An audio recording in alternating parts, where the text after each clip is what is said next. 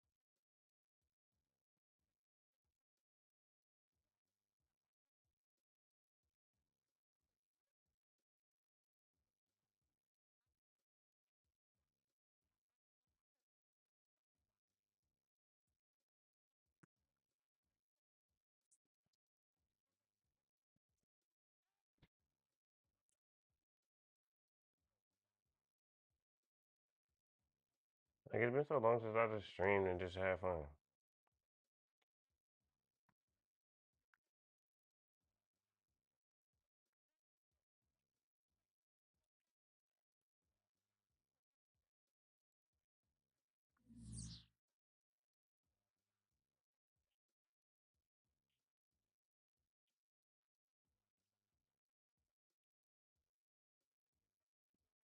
They must got me underneath a Rico for that fucking football shit.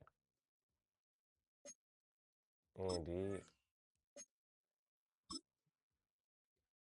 Nah, do it again. We had a blast.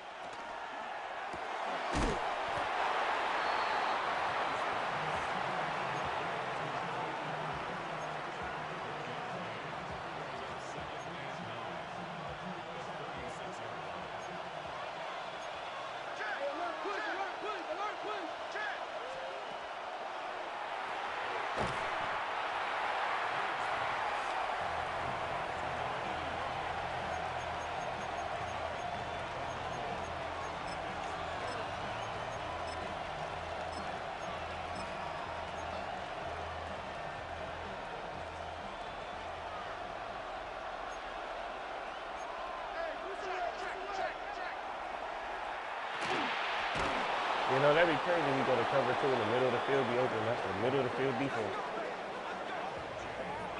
That'd be the craziest fucking part.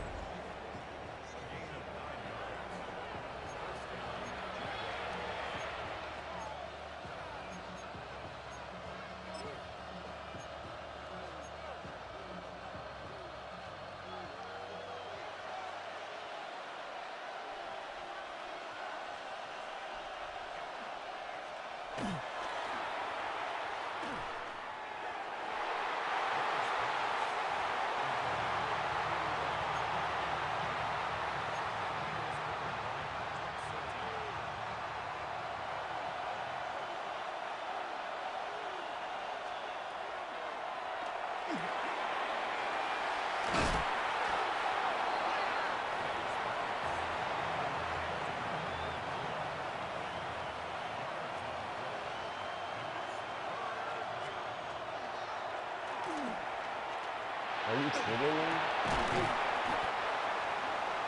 Oh, man.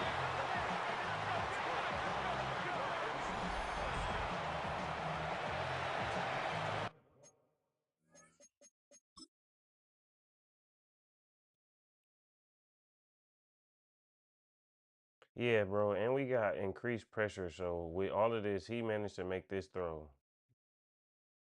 It's crazy.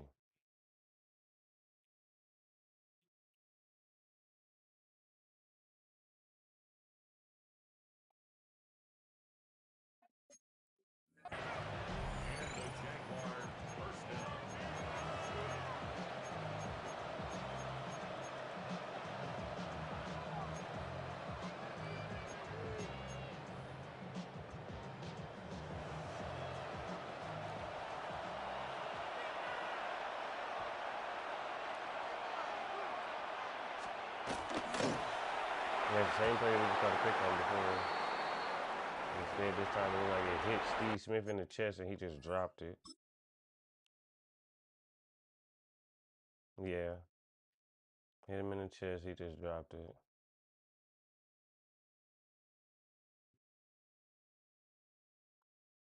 You know, he swatted away so I couldn't pick it off, right?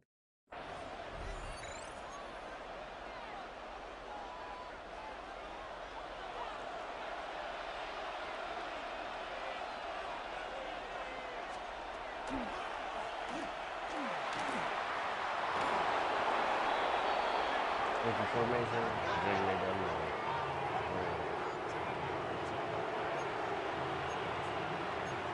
Alright, man. Now see what kind of light you can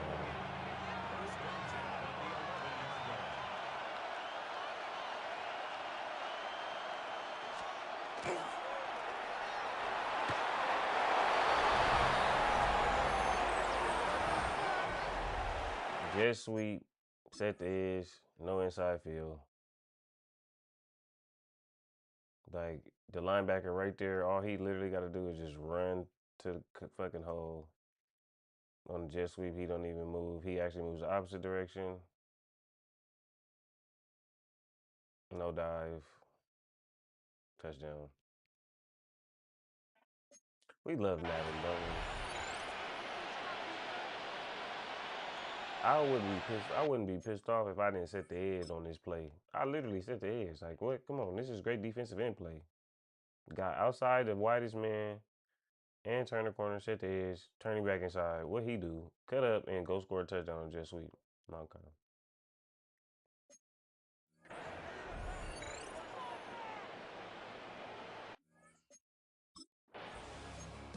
That's after Drake May turned into Patrick Mahomes. That included a fucking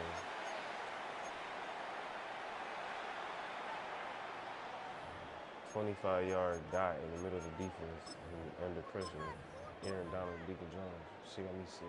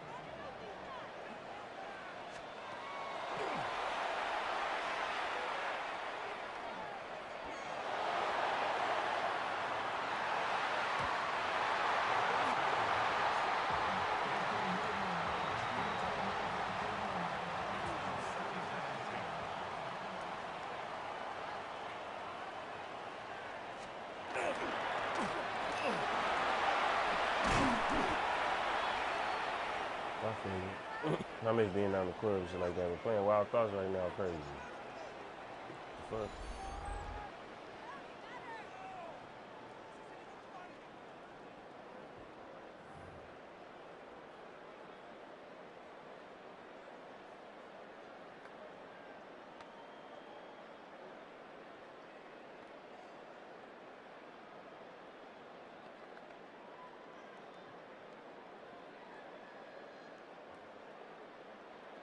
I was thinking like 30, not even 30, like 18.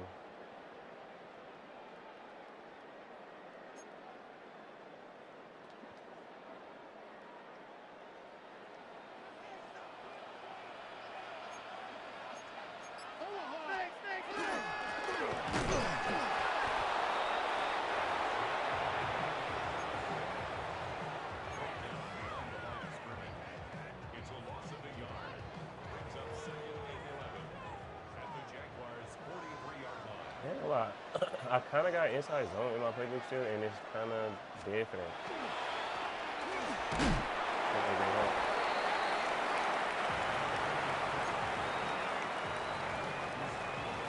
It's not enough stretch, too much inside zone.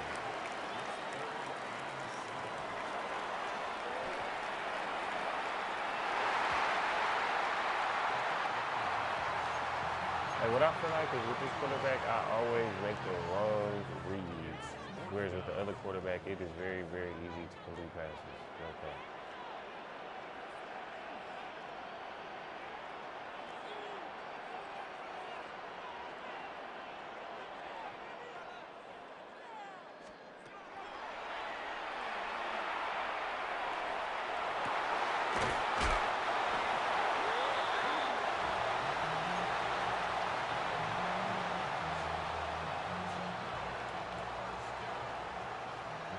That's a little fucking ball. Fuck.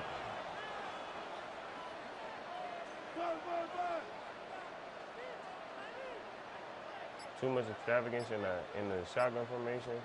Not enough simplicity in the formation. Oh my god.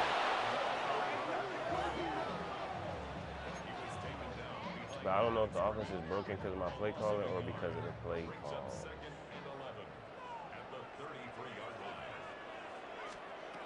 Oh, yeah. See, and then I do shit like that. The mother's really just smacked that man. Yeah, bro. This quarter, it's just not working out with this quarterback, man. It's just not.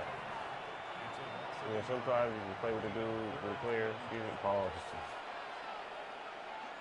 Wow.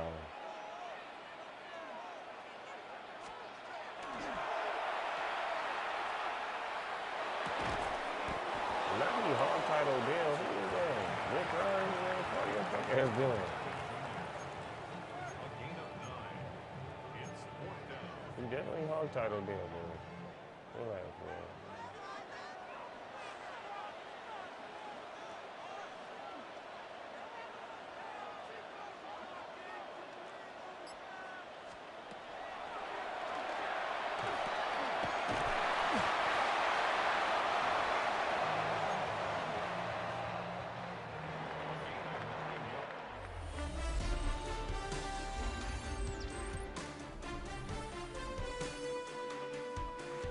It just takes me so long to score sometimes. And don't take very long for them to score. After it take me half my life to get to the end zone.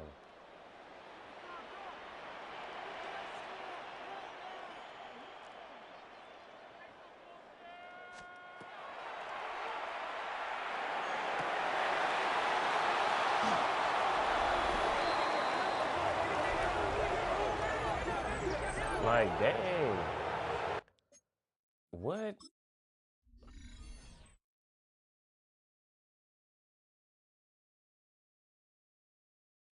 And he just lollipopped that bitch up there too. I hate the computer though, never think about it. I mean, like, damn, man, you did have somebody wide open in the flat though. Like, you don't just gotta throw it just cause I pressed the button, man. Damn. Damn. Here we go with this shit. It's been the most excruciating season of Madden I ever played. I'm not gonna lie.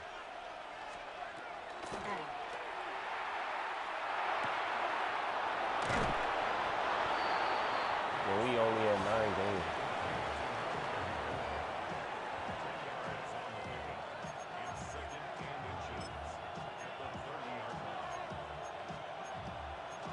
They want to turn all the lights out in the stadium at this point. But, like, what is this formation? Why are y'all doing this? Oh, my God, bro. Here go Walter Payton, man. Can you chill, Twin? I really don't got the energy for this young man. Oh my God, bro. Please, someone just skip on the shit out of Ed Reed.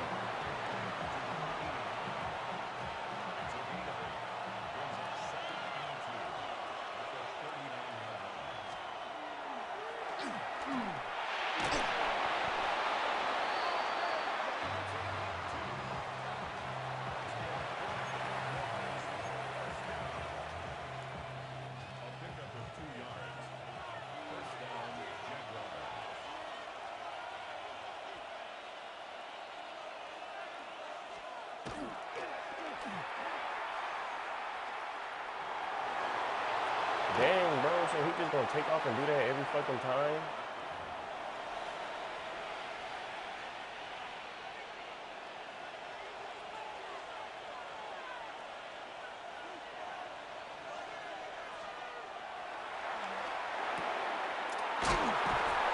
Bro, it's a nigga supposed to be in the flat though. Damn. Boy, I promise y'all, then they get in this shit. Like, damn, my nigga, come on.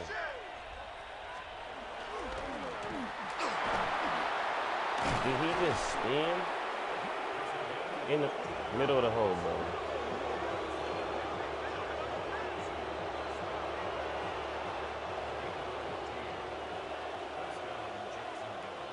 Why the fuck is DMX playing? Bro, Cam Chancellor got the biggest hit rating and all of that shit. In real life and on here, they really got him ass as fuck. There's no point in having him on my defense. He don't do shit.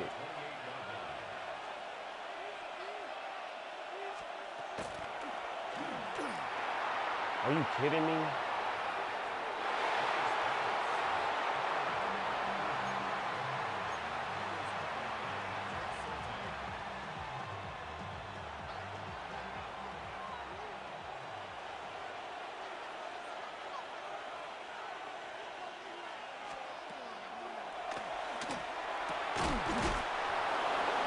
Boy, they gave him that? What?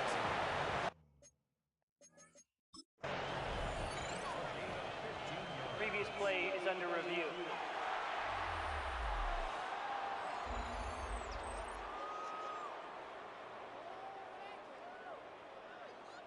How y'all gonna say he completed that? If anything, that's a fumble.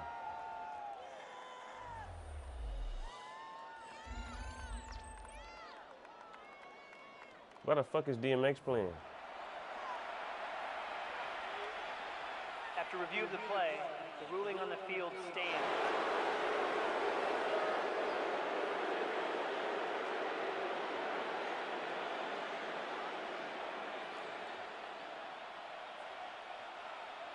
Why is it?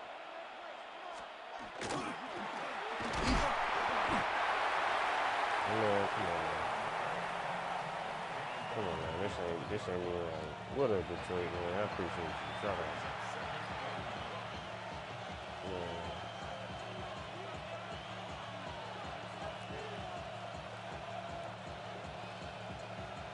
Why is this happening to me? This the worst season of Madden I ever had in my career. Like, this shit is difficult. I don't understand it.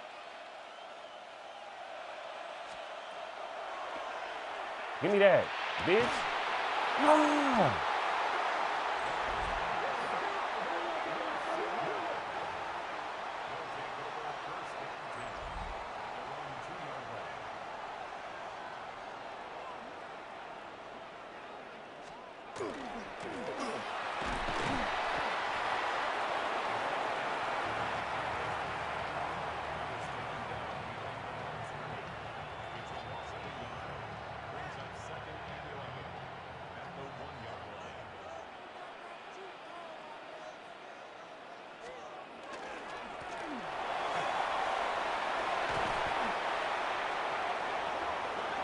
great guys, motherfucker Ed Reed. Mind you, Ed Reed getting stiff armed by Steve Smith to the ground. We watched that happen.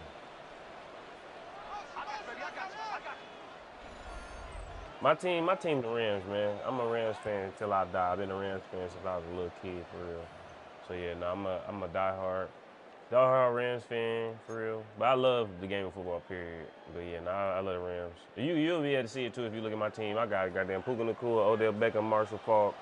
On defense, I got Deacon Jones, got Aaron Donald. So yeah, I love my Rams, for real. But again, grew up loving, like, you know, Ocho Cinco, motherfucking, oh.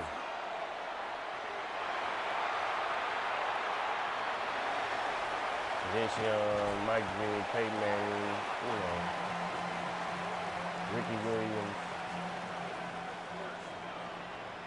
Come on, man. You put me 89 now. Who your favorite team? The Lions? Free my boy Terry Arnold.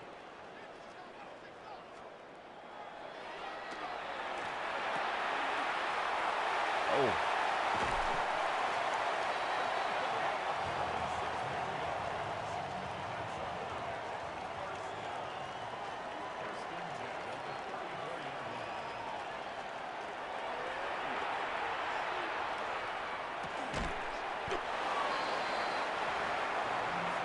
Like what I've had like 2 possessions in the game, 3 possessions. I feel like the defense, the Jaguars done got like 4.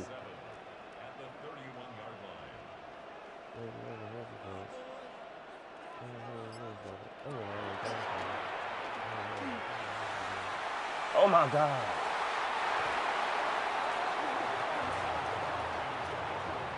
Yeah, I mean, yeah, I hear that. Based on what's been going on, yeah, he still has been trying to find his footing as like an elite defensive player. He still hasn't really kind of got to that point. I feel that. That's tough. That's just, yeah. Way to keep it real. Shout out to you, Detroit.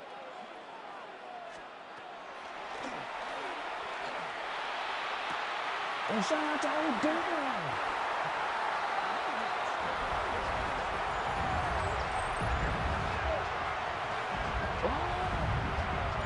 I think he was losing the position battle, and that's part of why he didn't show off the rails. No, that's valid. He's been having a hard last few years. Like, he ain't been able to be healthy. Then on top of not necessarily being healthy, you feel me? It's like the Lions been up and down, and some of their success has been literally based on the defensive backroom. So it's like, nah, that makes sense. Like, and now it's just like they bringing in younger guys that are healthier, or more journeyman guys that's healthier. So it's just like, yeah, that makes sense completely. I think y'all should have kept Chauncey Gardner-Johnson. Every team that's had Chauncey Gardner-Johnson, I feel like should have kept him. Hopefully one of these teams keep it eventually.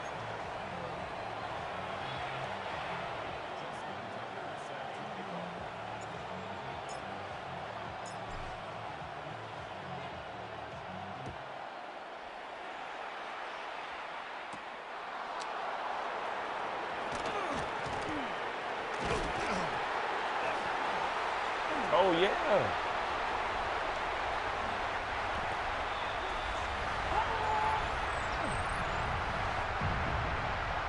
We needed that.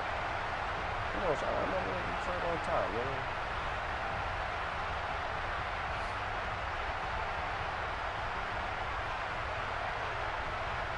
Big brother DB. Big brother DB number 2. I don't know who that is, number 9. Who the fuck are you?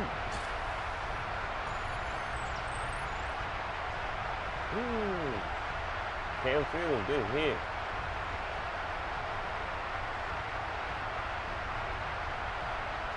That is what Cam Chancellor does, though. He got the most return touchdowns on the entire team. Man, honestly, I think this year probably would have been a year for him to come around and to get solidified. Because again, you know, it is really hard being a young cornerback without an opposite side guy. They kind of kept rotating guys around him, and then he was getting hurt, trying to get his body, you know, come into his NFL body, so to speak. You know, his physical, his style of playing within how he's going to play in the NFL and with the Lions being a physical team. But like you said, like you thinking he's going to be solid for years to come. Out of nowhere, before he could get to solid for years to come, he on the brink of freaking 10+ years, 5+ years jail time, which is so surprising. Not what we was expecting from Terry Arnold, for sure.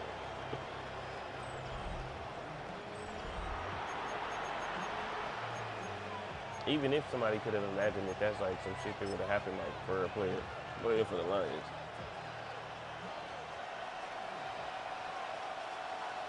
Yeah. Yeah, no, that's true. By year 2, they usually do take a step forward. That's so real.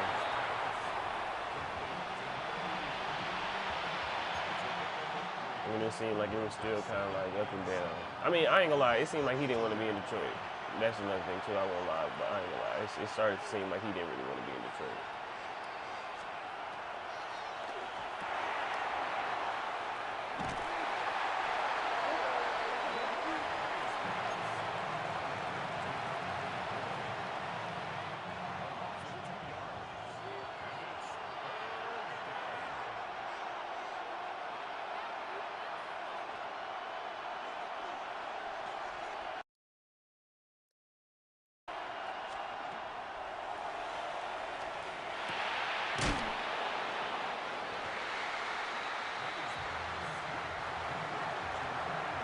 Usually, they at least take a step forward. For a first round pick, but he just wasn't improving.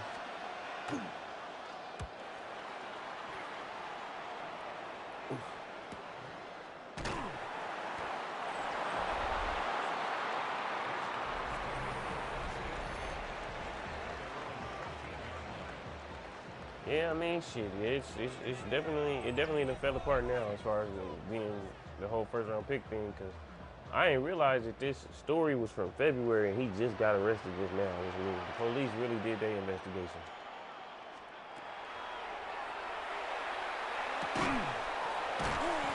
So yeah, at that point it does become a waste of a first round pick because it's just like, man, you didn't really give us high production when you played, and then this happened. Sadly. Can't make no arguments about that.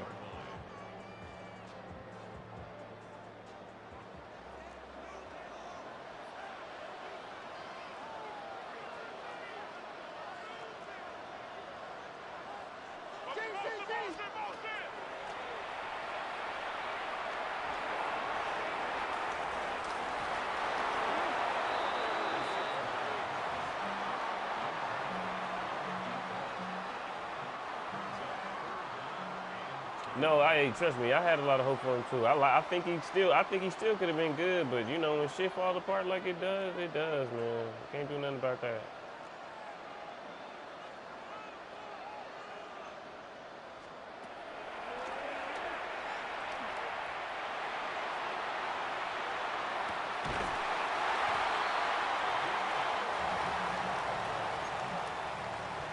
He needed that.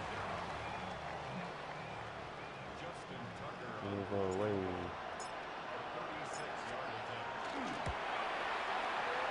What? No.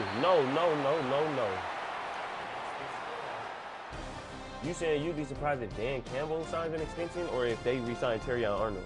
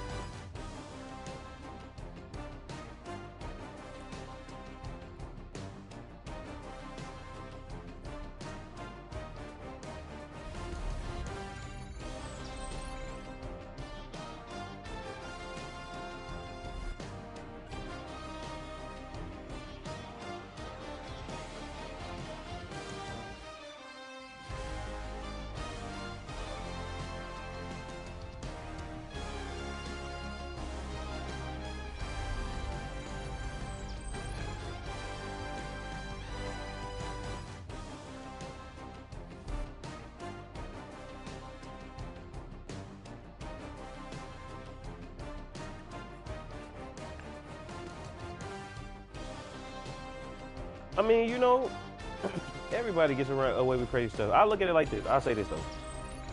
Obviously, I don't know what you are, but we all fans of football, so that makes us, you know, homies at the least when we're talking ball. The Terrion Arnold situation is interesting though because I think, yes, it's a stupid situation to end up in, sadly, but I think we got to look at it like this. You know, he worked hard to be in the position that he's in. And yes, you could say, well, he could get some more money, this and that. A lot of people could say that. Not saying that you, but you know, a lot of people say that. I've seen a lot of people saying that in comments and stuff like that and posts. But I think one of the biggest things that's missed with all of that is that again, like we just talking right now about us not knowing where his career is going next, and as far as whether or not he will be with the team in the next 2 or 3 years, or whether or not he'll even still be in the league potentially. And I think the tough part about it is seeing the world that we live in where people can commit a crime and steal from him and rob him, for example. And within stealing and robbing him, for example, you could turn around and you could have, excuse me as I switch my other player in. You could have them people, same people that stole from him and robbed him and deceived him, even as far as trust. Those people turn around and go tell on him. That's the crazy part to me. I ain't gonna lie.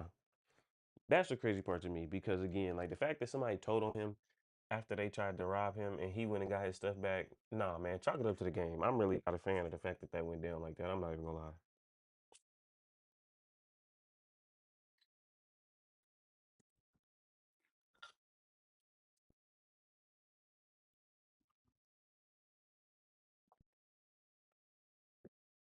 Like that's one of the craziest.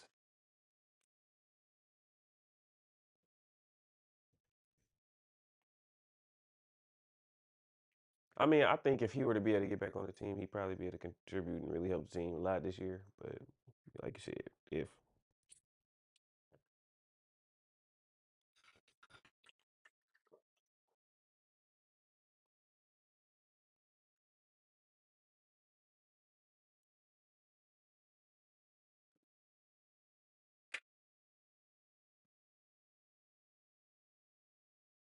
oh, I mean, yeah, no, I mean, yeah, I mean,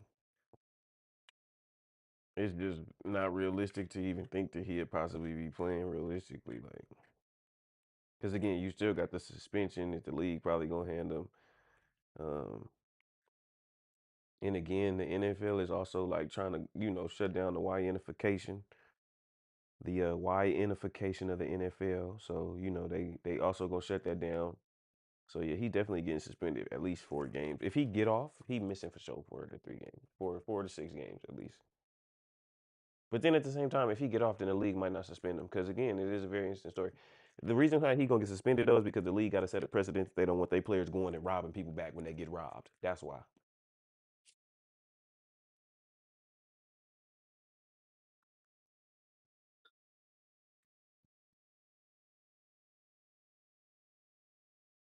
That's the crazy part. All right, let's get back to the second half.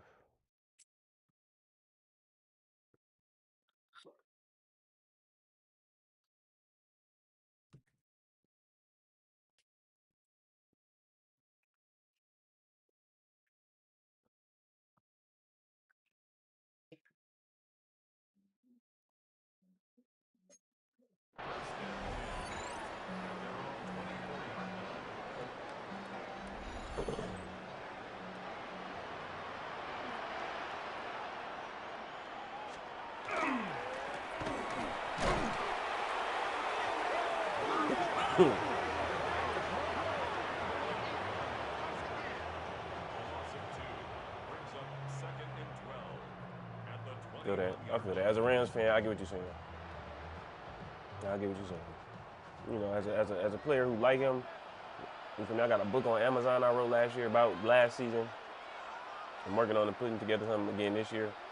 But I wrote about him and his presence with the Lions and his presence and his inability to perform just based on injuries and stuff like that. Because he got hurt. Definitely uh, changed that whole thing. So now I feel you.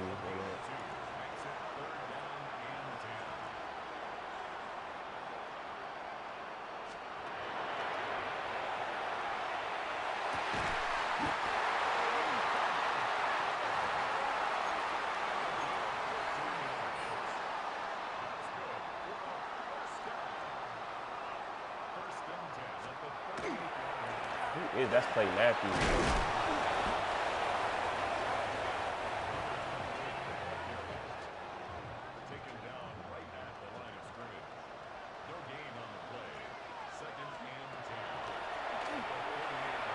Ah! Give me that.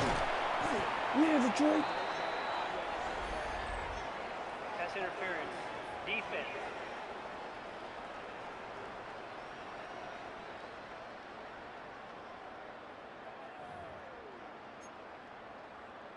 Automatic first down.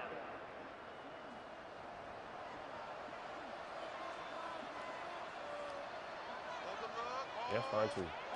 Like I said, yeah, you ain't gotta throw it to me.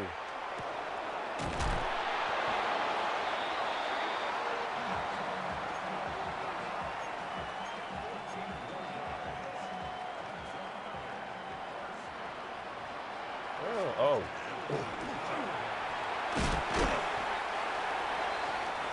Derek Brooks. Then the next dude smacking him.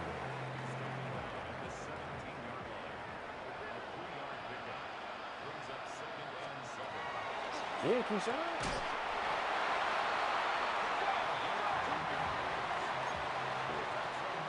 We got a quarterback controversy. Nah, Ricky Williams is it's no game, man.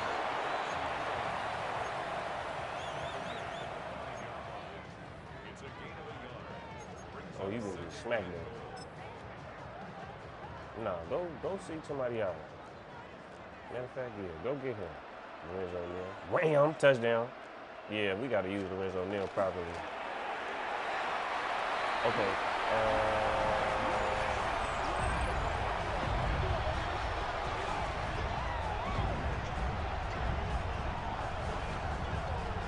Some guys say we should have traded for Myles Garrett, but I don't think he understood the fact that the value of Myles Garrett for the Rams is way higher than the value he knows on the lines. I think Garrett's trade is really good for both sides. I think so too, honestly. I think both sides won that trade, and I agree with you because y'all got Aiden Hutchinson. I think Aiden Hutchinson, one of my friends on our stream, we do a stream during football season, which that maybe you probably know, honestly. But one of my boys from my stream, he's a Raiders fan. So Max Crosby, I think Aiden Hutchinson can be a Max Crosby type of impact kind of player. Like I really think he's really, really good, like a TJ Watt type of guy. So no, I feel you. I feel like what y'all would have had to give up in order to get him, as far as, for example, having to give up Hutch, wouldn't have been worth it. Or any other offensive pieces, Jahmyr Gibbs or whoever, like whoever it is y'all would have had to have given up potentially to have gotten him, probably wouldn't have been worth what it is y'all would have lost, especially with the Lions is really possibly building, especially if they stick with Dan Campbell, especially if they stay down. Like I think Dan Campbell should be able to be like Marvin Lewis. He should be able to coach for the Lions for 23 years. When the hell have the Lions ever been good? You feel me? So no, I feel you on that one. It's good that y'all didn't get a Myles Garrett. Because again, y'all got a Myles Garrett type of player, Aiden Hutchinson. Honestly, I like Aiden Hutchinson. He a dog. He's why you can lose Terrion Arnold and still be able to survive.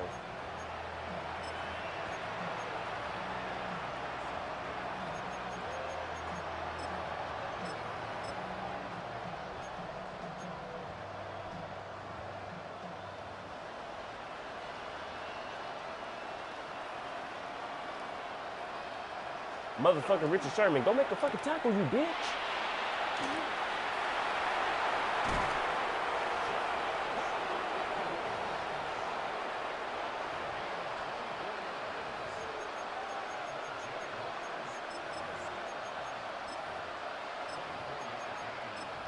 Wasted the timeout, fucking with you, Richard Sherman. Dang, man, you always causing some shit.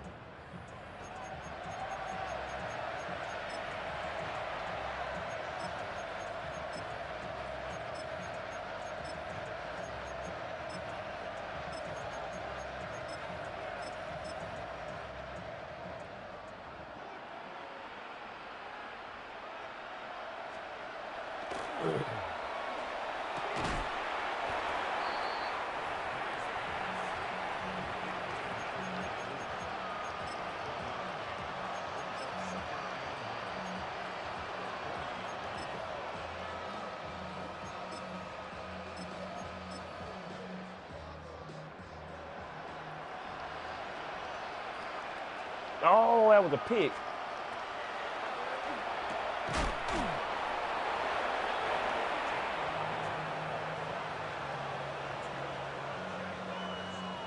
You know, I think you know, I do think Miles Garrett is underrated, and I think he's gonna get to show a lot this coming up season. But I think again, somebody like Aiden Hutchinson, to be so young, he got a lot of things that he can do. Wow, here go Madden. That fucking mini game in this little shit, as far as this freaking catching the pass, shit crazy. You press Y to catch an interception, you low key finna get dunked on, unless it's like an actual wide open interception.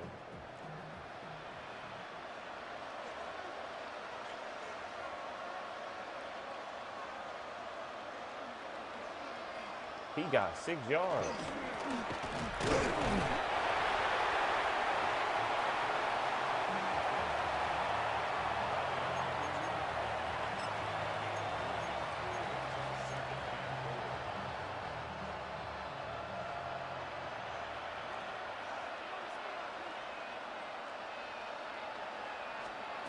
I promise you, I told him to guard that man.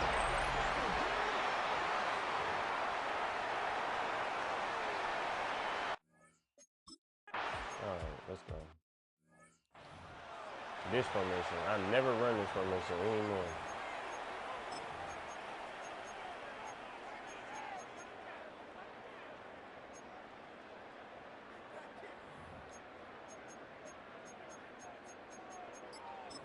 Okay. We can get a delay of game because,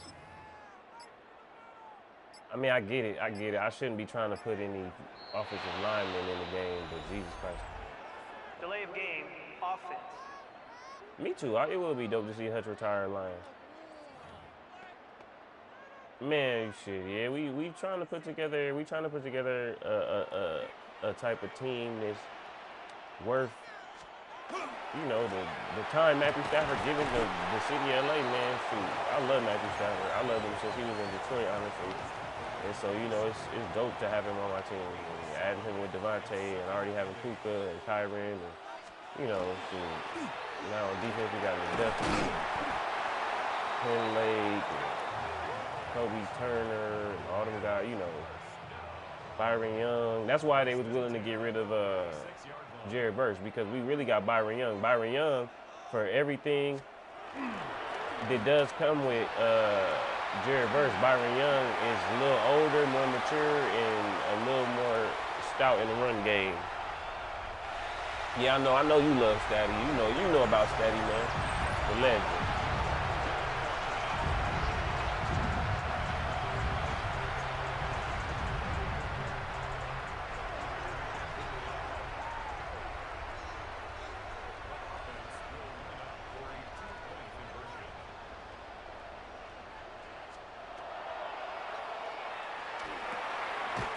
Yeah, this might be the quarterback.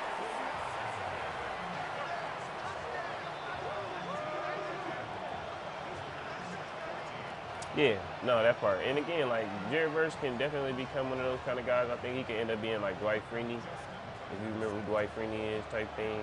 Like a Cliff Averill, Dwight Freeney. Even maybe like a Michael Bennett kind of guy. But yeah, Myles Garrett is already, you know, he already Michael Bennett, you know, Charles Haley level conversation, you know, Bruce Smith conversation type of kind of guy. So I think Jared Verse, this is the perfect thing to put the battery in Jared Verse back. As a Rams fan, I didn't like when Jared Verse was like, oh yeah, man, you know, we thought Stafford was just gonna take us to the Super Bowl. I didn't really believe in that. I thought that was weak. I felt like that was the reason why we lost. Because you could see our defense led up mainly the pass rush. Just did not bring that same kind of energy late in the game.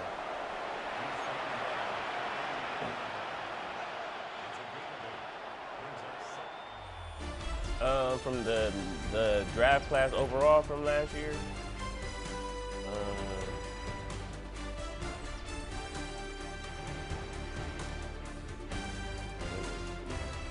I think so.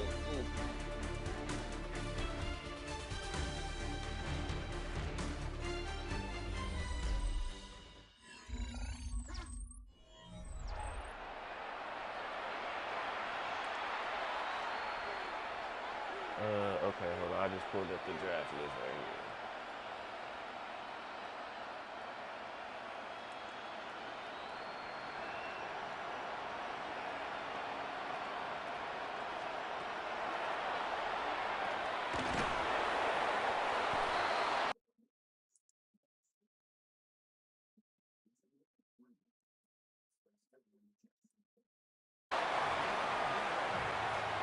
Okay, so last year's first round was very interesting.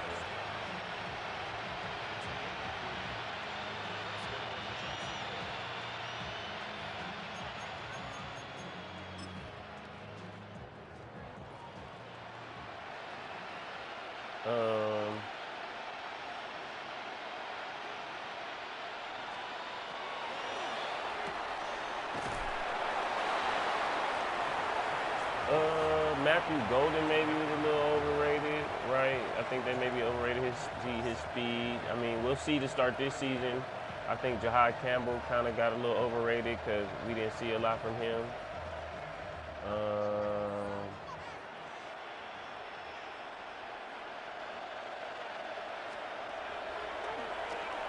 Underrated was Tyler Shuck for sure.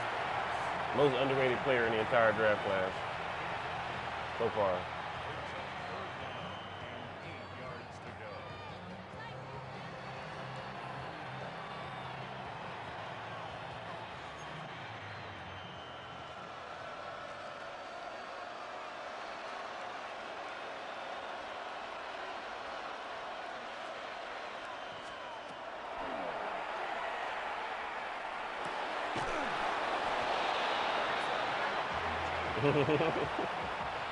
Most overrated player in the draft class was Isaac Tesla.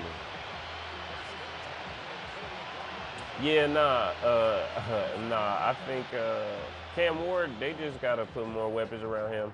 He gotta get more opportunities. You know, last year I think he had like a makeshift group of guys around him to kind of help him succeed and stuff like that. And again, I love Shedeur. I think Shedeur is really good actually, but I think Shedeur is a little overrated too. If I'm gonna be real. Like, yeah, the Lions definitely was not trying to help him succeed. But like, yeah, bro. He a little overrated, I ain't gonna lie.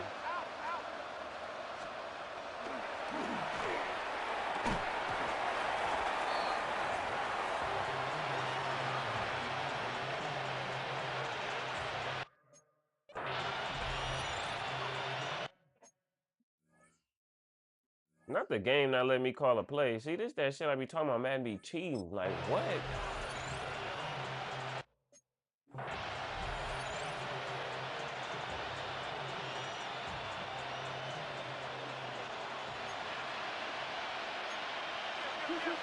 Oh, pick it off, Richard Sherman. Come on.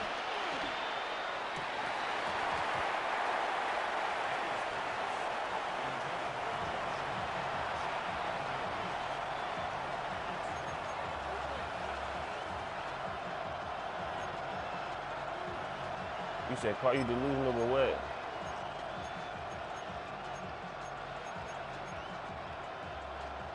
I mean, which they very well might. He don't seem like a career Titan. Even though if he turned the Titans up, then he could be. Yeah, if he had him playing good, then he for sure can be a career Titan. But yeah, no, he definitely don't seem like a career Titan. But we don't really know what the Titans are trying to do. You know, and we got Arch Manning coming up. So.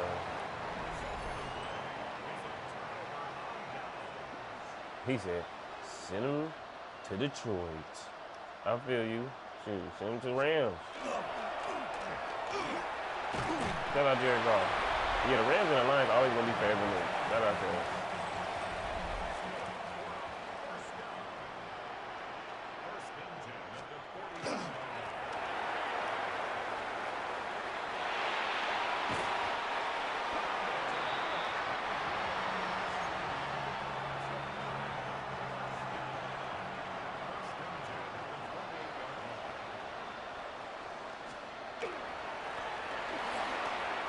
Damn, not a fullback popping shit because he just hit somebody in this shit. Ooh.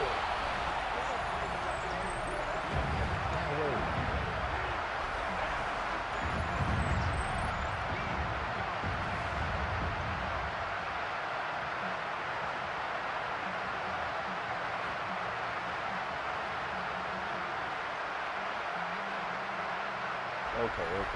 We figuring out that one of the most important things our team got to do is run the period. That's for really young.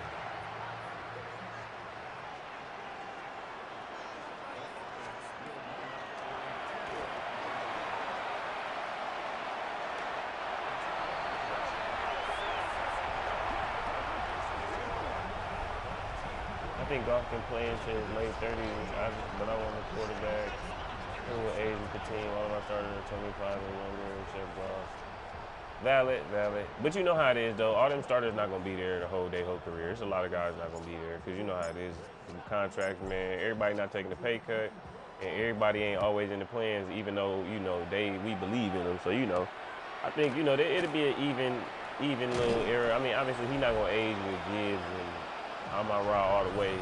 He gonna probably be out 5 years or 3 years before them because he was been in the league 4 years before Amon Ra and 5 years before or six, more maybe 6 years before Jahmyr Gibbs. Huh?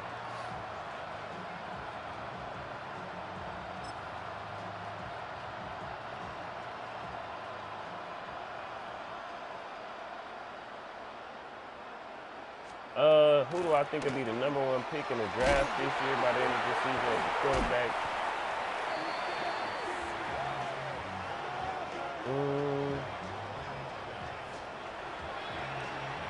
I ain't gonna lie, I'm still riding the Arch Manning train.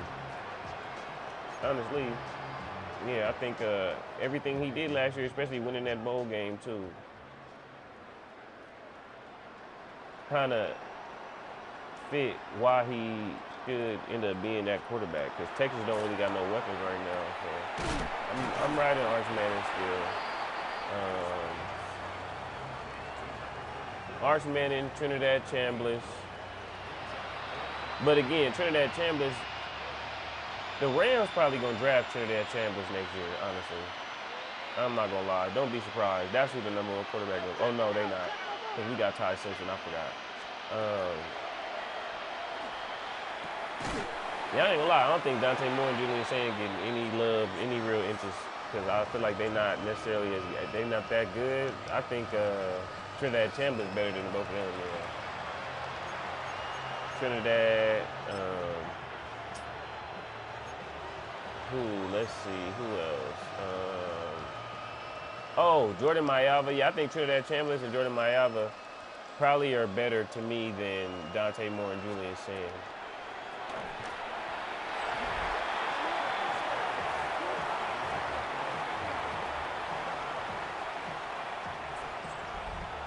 Yeah, I would probably go with. I would want to draft those two guys before I would want to draft Dante Moore and Julian Sain. Damn. Odell's open too. Yeah, give me Jordan Mayava and Trinidad. I feel like they definitely a little more effective, a little more game battle tested. You feel me? A little more ability to play off script. They kind of not waiting for the coach to tell them what to do all the time. Ooh, the edge player for the University of Texas. I know of the player. I just don't know his name.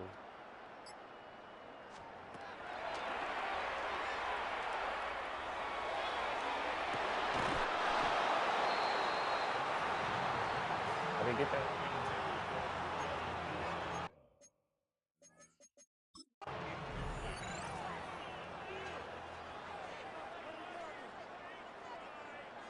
The previous play is under review.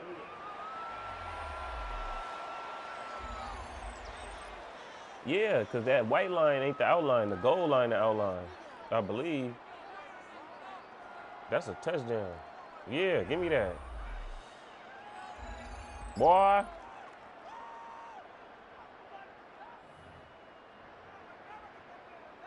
After review of the play, the ruling on the field is reversed. Dr. Duncanstein over here.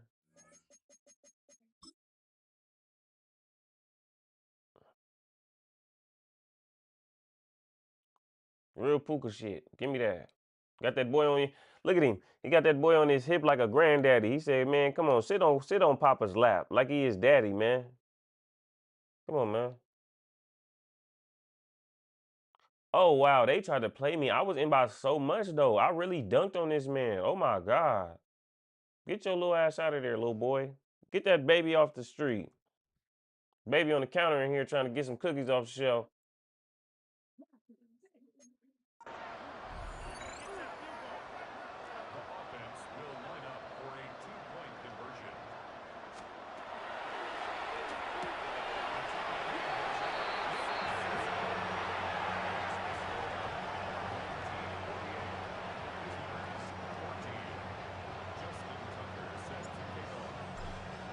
Colin Simmons from the University of Texas. How many sacks he had last year?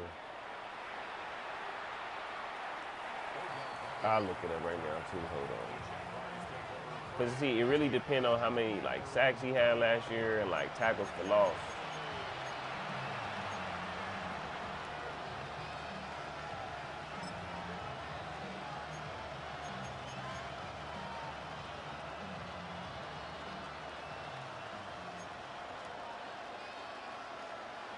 Oh, pick it off.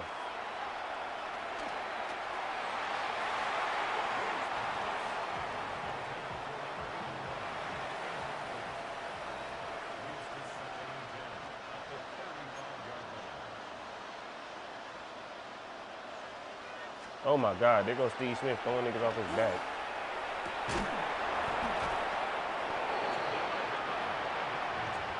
It's crazy, so we not really a zone defense, we a man defense. That makes sense.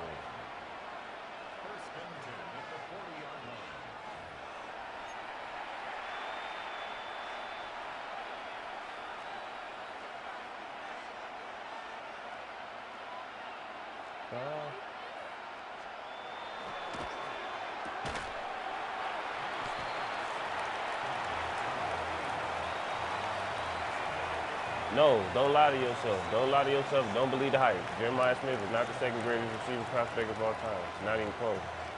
Boy, you know how many great receivers we done seen go out there and catch the ball? They just hyping him up because he go to Ohio State.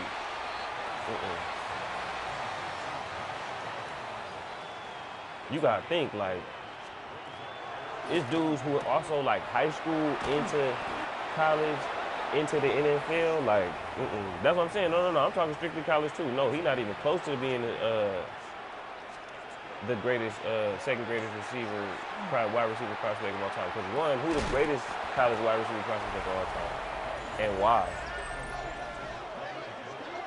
Shout out to you, Detroit. It's a good topic. Good topic tonight.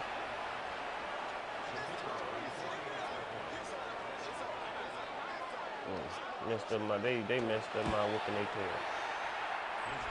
No, it's not Calvin Johnson, but I feel you. Because remember, if we saying strictly college, then we got to go on somebody who in college like doing crazy numbers and they got drafted and then came in doing well. We can't just go like, oh, just turned into a specimen.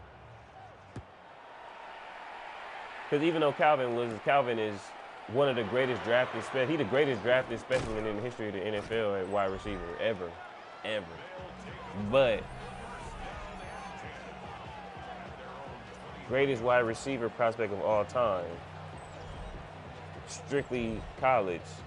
Calvin Johnson ain't did enough. He didn't have enough like success. Hold on, I got 36 seconds left. I'm finna pull up some at least like 4 people who I think is in that conversation.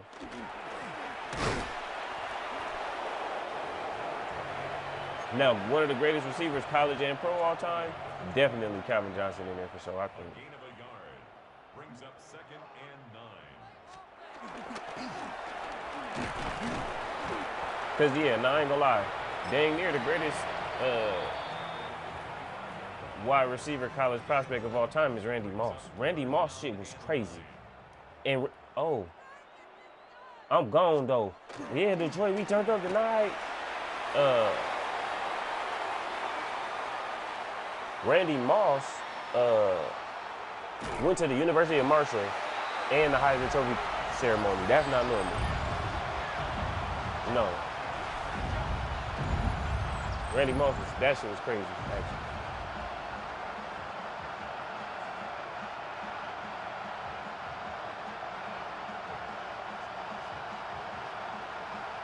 I do wonder where Calvin Johnson ranked all time.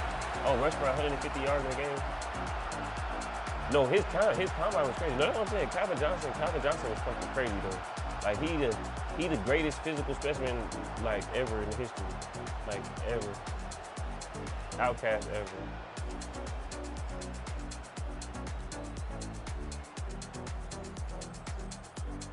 They playing some jammers on man. I ain't gonna lie. It's the songs they play when you have a good game. Okay.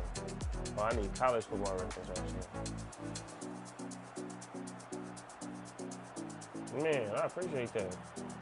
You been tapping away, man. Appreciate you. And appreciate anybody that been watching the live while we been in here chatting and I've been in here gaming. I'm finna switch over to WWE right now. Okay. Let's pull up college stats real quick.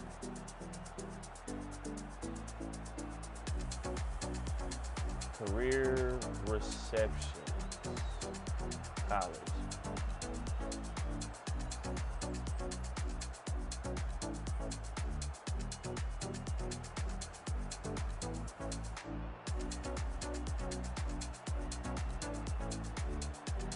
Sir, I just seen something that's crazy as hell. Man, look, shout out to Detroit. I appreciate you. That's the hard working Detroit man. You feel me? Tapping his life for Antonio Brown, number 21 in college history reception. So really, Antonio Brown out of nowhere on the list is one of the greatest college prospects ever. Because why he had 305 catches in 2 years at Central Michigan? That's actually crazy.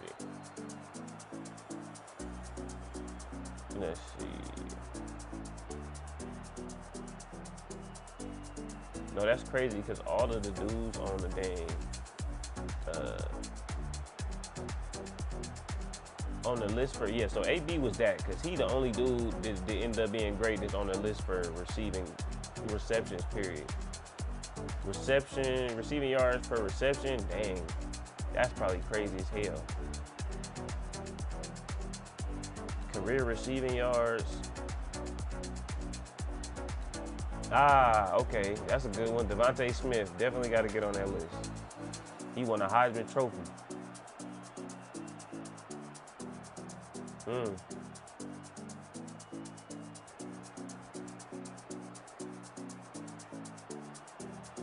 Shout out NIL getting folks yards. T.Y. Hilton, wow.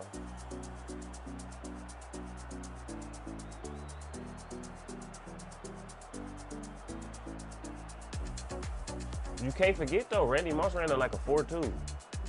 No, Randy Moss combine was crazy. He jumped out the gym, ran around the earth in 32 seconds. Like his shit was crazy. But it's okay though. I know you rock with the Lions, so I get it. Calvin up there though. Calvin up there. Do I think Smitty will be the next JSN? I don't necessarily think JSN the next JSN. I think it's a little bit of hype there. He still got to earn it. It's still some more time to go. But again, like I said, I think Smitty is hype. And if you ask me, I grew up watching. Like again, I've been a Rams fan my whole life, so I grew up watching Isaac Bruce, Torrey Holt, T.O., Steve Smith, Chad Johnson. Keyshawn Johnson. Like I grew up watching that era of wide receivers and different things like that. So I do hold a different standard to where it's like just coming in. Like again, Keyshawn Johnson was freaking crazy in college and high school and then got drafted number 2 overall or something like that as a wide receiver. So it's like, it's a high precedent that has to be set for right now that Smitty got to meet. Again, you saying JSN, that's a rookie of the year.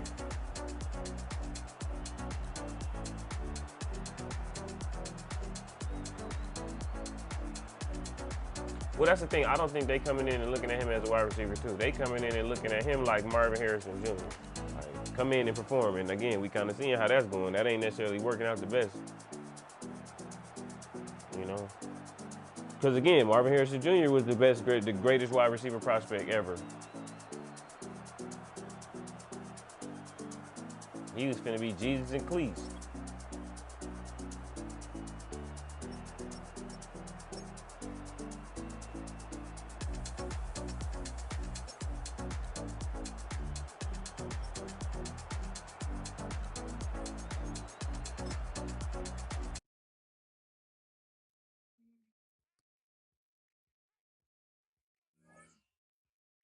Okay, cool.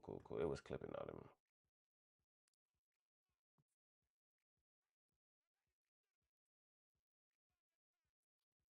Hold on.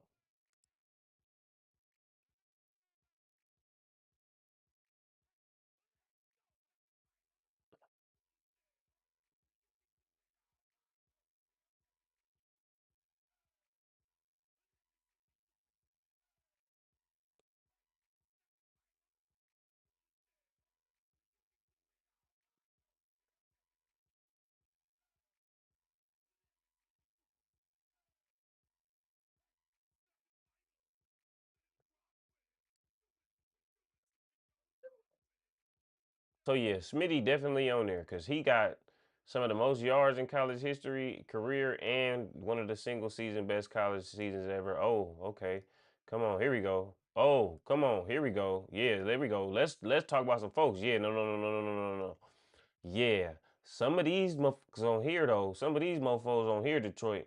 Okay, I don't even think JSN is top three right now. Puka, Jettas, Chase. I agree. No, yeah, I think people would be sleeping and forgetting that Jettas and motherfucking Jettas and Jamar's motherfucking still that. And guess you you got Amon Ra, who I think Amon Ra is better than JSN too. Amon Ra blocks like Puka blocks.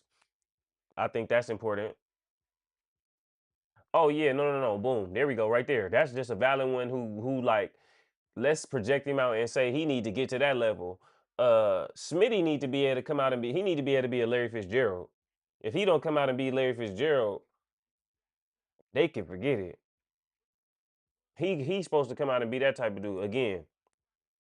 Then you got Randy Moss right here. There you go. JSN is on this list as well. Roma Dunze is on this list as well. Shout out Nate Burleson. That's an interesting one. Torrey Holt is on this list as well. Um, Malik Neighbors is on this list as well. Justin Jefferson is on this list, who definitely think Justin Blackman. Yeah, see, he gotta do things like eclipse Justin Blackman. Justin Blackman is on this list 2 times for top 100 college football receiving seasons. Justin Blackman had a top 12 season with 1,700 yards and 1,782 yards, and then he also had a number 64 season with 1,522. So he got to do that. You talking about Amon Ra? Shout out to LA area, Southern California receivers, man.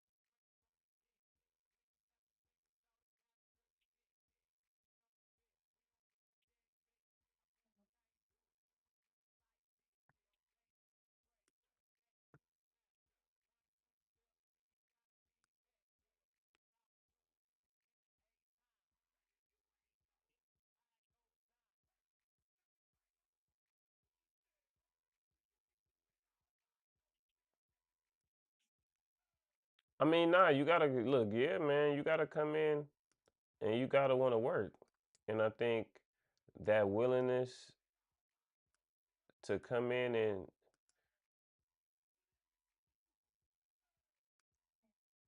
the willingness to come in and want to work like that makes it just possible for Stafford to usher in and to ensure that that level of success is had.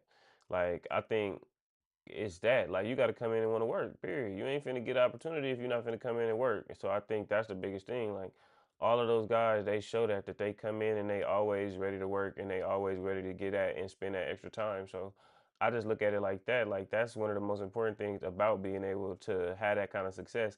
But again, I think he is the common denominator. I don't think neither one of them dudes possibly had that kind of success. None of them three dudes possibly had that success without Matthew Stafford out there throwing that rock. Again, like from Calvin to uh, Cooper to Puka, they all got the psychological and the physical tools, but you got to have somebody who really get it and really can stand out there and really deliver like that and stand and deliver for real. And I think Stafford is just different. Again, like I think it's one of the it's why like to me. So I think like when you look at it all time, like Brett Favre and the whole like scandal with him and the welfare and all that other stuff, like to me that is a pretty big deal. I think that's pretty sucky being that successful and taken from people who really don't got nothing. So, when I look at it in hindsight, I feel like, we can make trades and switches and subs in the history of like um who we do and we don't love. WWE is WW time. Down for the WW. Um, and so I feel like all time. we replacing Brett Favre with Matthew Stafford. And honestly, uh, we got a conversation to have with Mr. Aaron Rodgers and Matthew Stafford too. Because again, like, all right, man, Aaron Rodgers, yeah, you do all this and all that. You played for the Packers your whole career. What if Matthew Stafford played for a team, organization that's not Stafford could be top five and will have earned it too. That's the crazy part. Like legit. That's the wild part. Okay, hold on. Let's go back to this list real quick.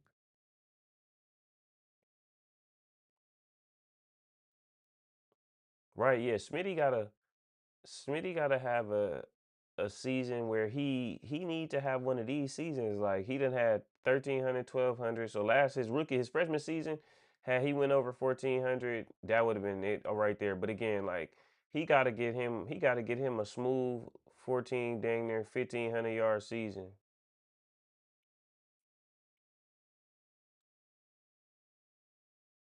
That boy Justin Blackman was whooping feet.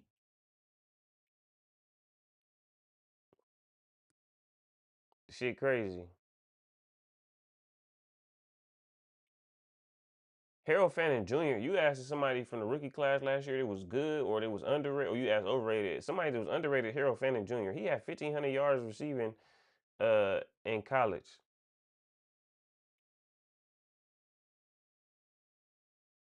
What time was that? Okay. Yeah, that was plenty of time. I ain't doing that shit with you. J-Mo, okay. Damn, what the fuck? J-Mo had 1,500 at Alabama?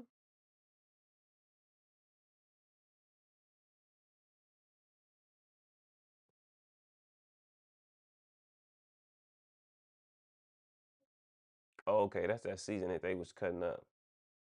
Yeah, no, that's wild.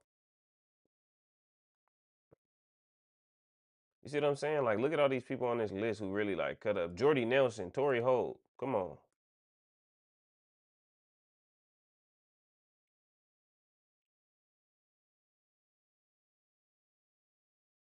Right? We not just highlighting any old regular degular dude.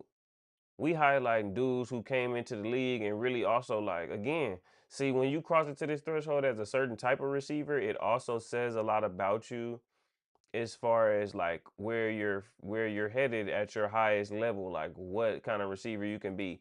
Boom. I was wondering where he was, and I always forget. This guy was a freaking psychopath, bro. I don't care how many chains he got snatched. I don't care how many.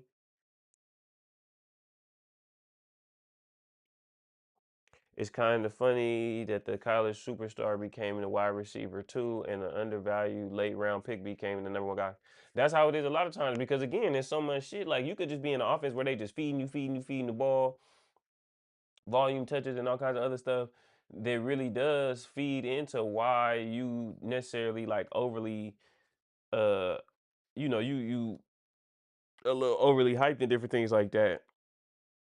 But even with this, see, like this is what I was saying. So you was talking about one of the greatest college wide receiver prospects ever. Arguably the greatest college wide receiver prospect ever is Michael Crabtree. I know that sounds crazy. You like, bro, what the fuck this dude talking about? Like, how the fuck you gonna say Michael Crabtree? Michael Crabtree as a freshman, I believe, or a sophomore had 1,900 yards. Yeah, come on, man. Michael Crabtree came out of biology class and had 1,962 yards and 22 touchdowns.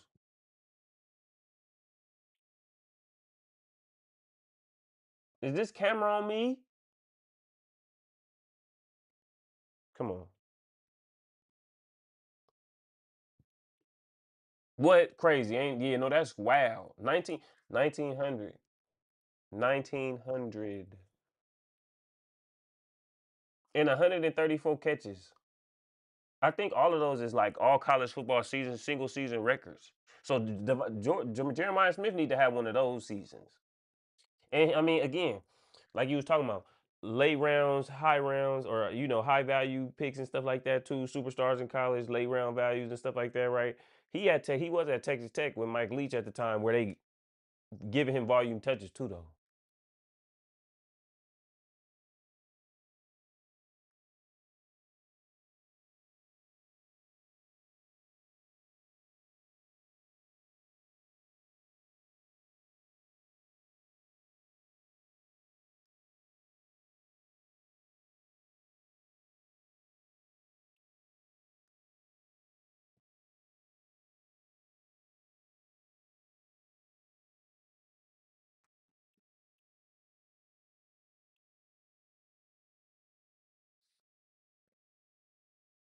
Like what? He tripping.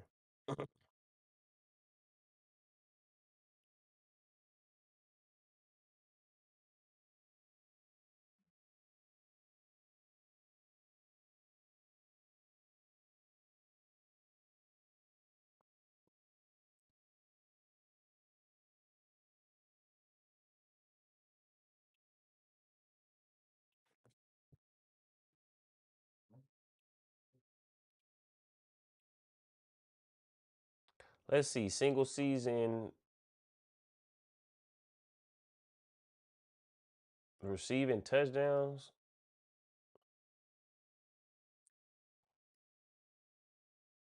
Come on, there go Randy Moss, 25.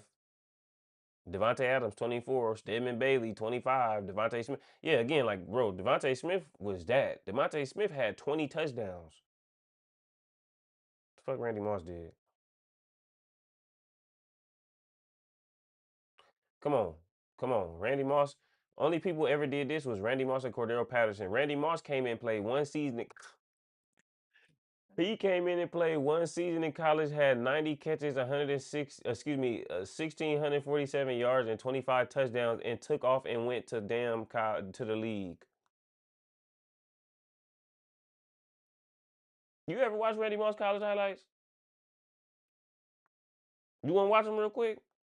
We gonna watch some Randy Moss college highlights real fast before I start wrestling. Hold on.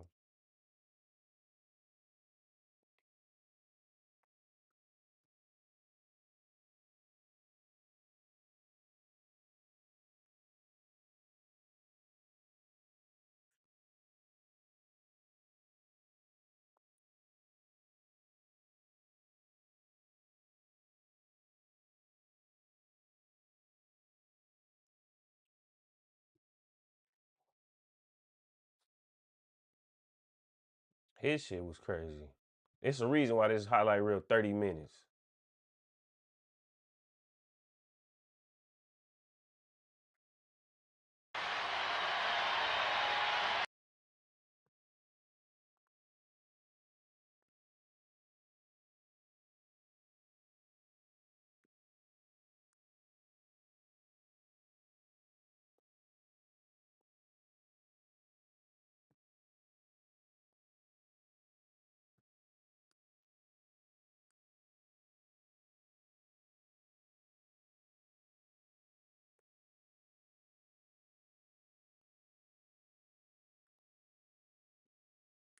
Like, yeah, no. I need some of this from Jeremiah Smith.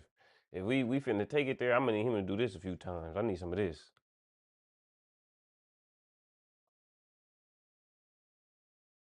I think he played with Chad Pennington. Come on, man. This in the snow.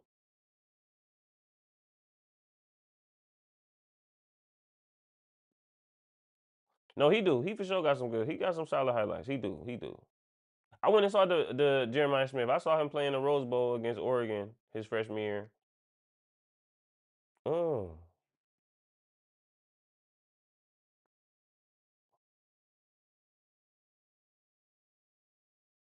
And again, Randy Moss was supposed to go to like Florida State, Notre Dame type shit. Dunk.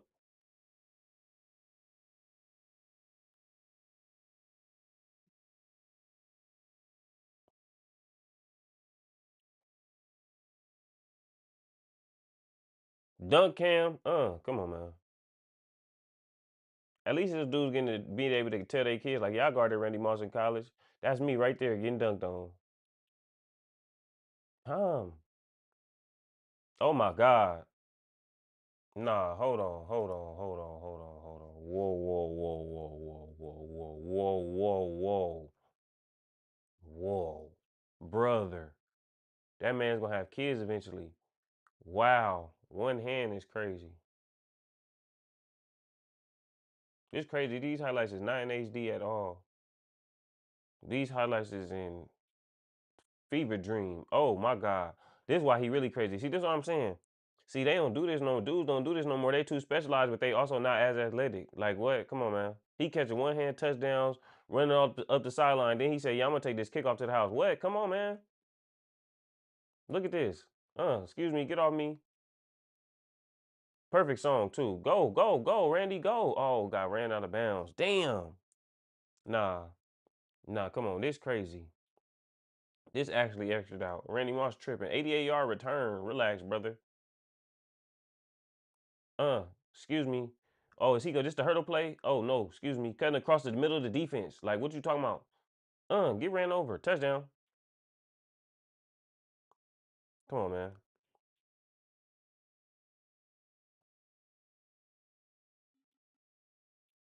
I don't even know what the fuck going on. Like I got on glasses too. Not that they helping, but Jesus Christ. Oh, step back. Dunk move. Come on, man.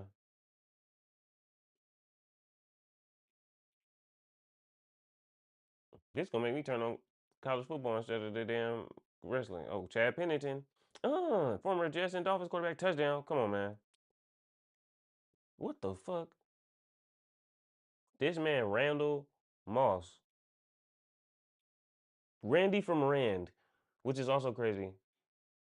Well, he said, this got me inspired. I'm finna go start me a road to glory receiver right now. 6'3", 200 pounds. 6'3", 198. Speed burner. Like what? Come on, man. You know, Randy Moss was crazy.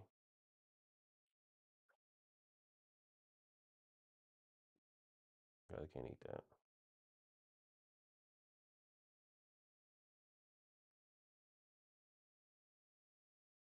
What we got? Chad Pennington screen. Boom. Tunnel screen. Out of there. Oh, yeah. Boom. Excuse me. This that play where he. Yeah, come on, man. What is we doing? Come on, man. What? Yeah, no, this play's crazy because he cut across the defense running full speed laterally, which is crazy as hell. Uh, uh, off one leg, the craziest dead leg. He had the craziest dead leg ever in college. Like what? No, no, no, no, no, no, no, no, no. He really should have broke his leg and got split in half.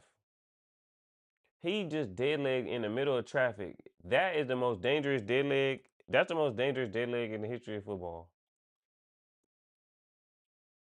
That dead leg right there could have ended everything. We might have never seen Randy Moss in the verb. Moss would have never happened.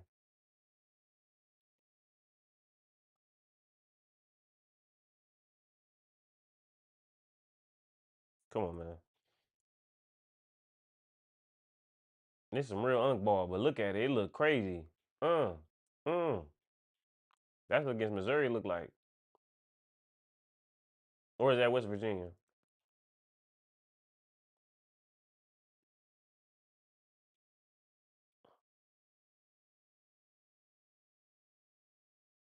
You know, that's crazy. 84 yards is wild. Dunk. Can't even get it on camera.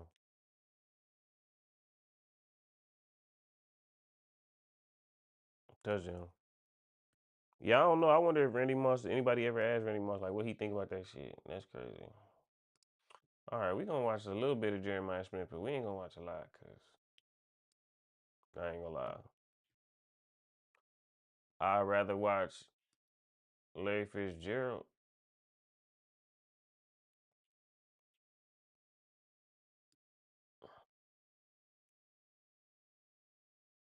14 minutes is crazy. 6 minutes is crazy. 8 months ago. 1 year ago. 5 months ago.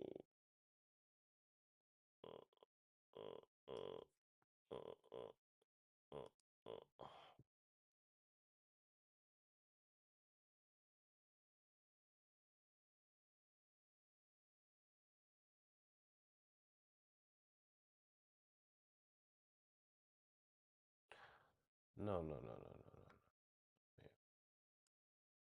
no. We want something that's a little more cool. Okay, we'll go with this. This might be cooler.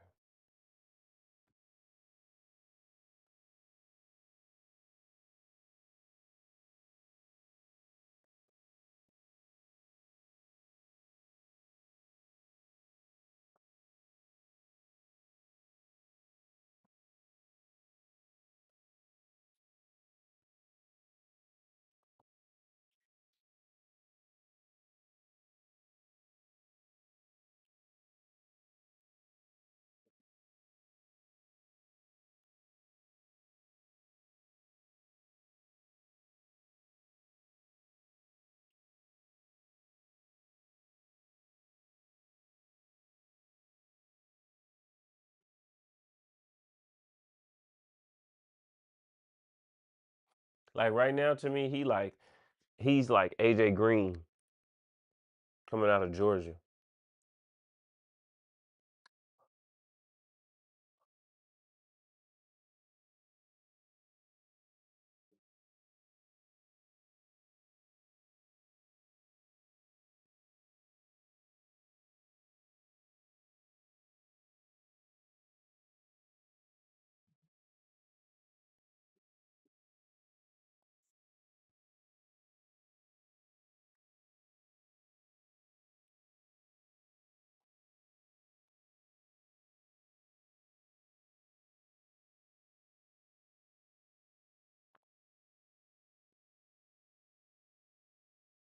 Well, that's the thing. It's not necessarily check down. This how he get used. This why I was saying that. Like I definitely am like a big lock in on the game, study the game kind of guy. That's the thing. He don't really separate super duper crazy unless he matched up usually on like the second or third corner. But when he get kind of top tier matchups, he gets a lot of underneath routes and stuff like that, which that's okay because that's the modern game too. So there we go. That's what you want to see.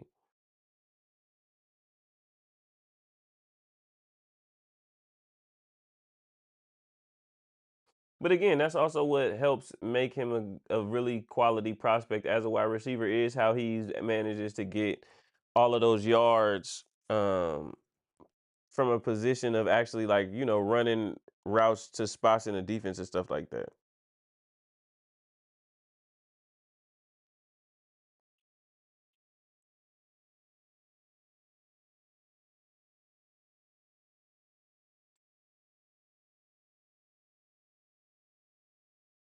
Yeah, I remember seeing this live. That was crazy.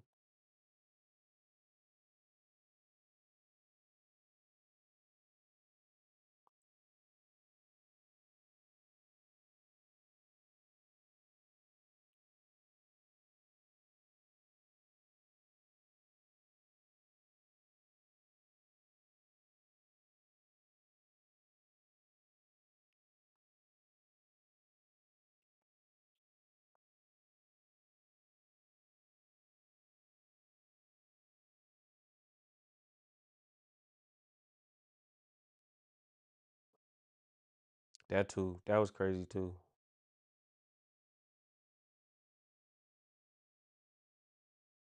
So yeah, I would say that. I would say that. I think Ohio State has so many receivers. Now I'm finna play wrestling after this. I ain't gonna lie. I'm this gonna sound very unkish. I'm 30 years old. I ain't watching multiple Jeremiah Smith highlight reels yet. He got that's what I'm saying. He got to expand his game because this is solid usage. I want to see the stuff for the next part, but that's the thing. Like let's just talk about it and let's just watch the ball. Because again, this is good real for him. This is good clips. This is all the stuff that's gonna get him drafted and everything too. So this is actually worth watching. The thing is like what is missed by whatever may be in his top five plays, which is like a one hand catch here, the play where he ran through the middle against Oregon, for example, and different stuff like that. Is I just think again one of the biggest things with Ohio State is that because college football is changing in the way that it is and it's developing how it is, and you can just stack so much talent on teams with NIL and stuff like that at times, and just recruiting. Um, you got a situation where he don't get a lot of one-on-one matchups as a wide receiver because it's you got to also account for this guy over here who's the number one wide receiver possibly, or this guy over here is the number one wide receiver too. So again, like I think that he's really solid. I think that he's got a lot of talent. And I think he's got a lot of development and potential. I just think that again, like at the end of the day, time is going to tell, and he just got to develop more and show some more of those traits. And again, it's kind of some things that don't really force him to have to. Also, based on just the fact that again, like he already at a high level, honestly.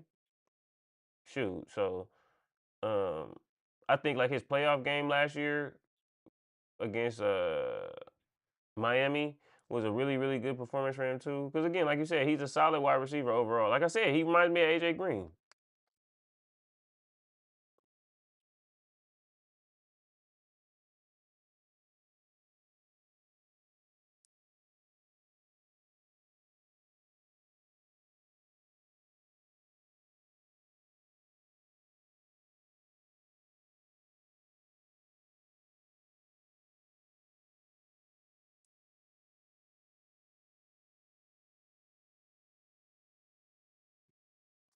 I mean, I just think the biggest thing that Smith benefits from is Geno Smith is his cousin, so he's learned a lot of NFL concepts very, very consistently and young in his career. And then he went to Ohio State, which is at the time when this season that we seeing, especially Chip Kelly is his offensive coordinator. So a lot of the things that he's performing and he's doing is NFL usage kind of things too, as far as like how they activating him in the offense.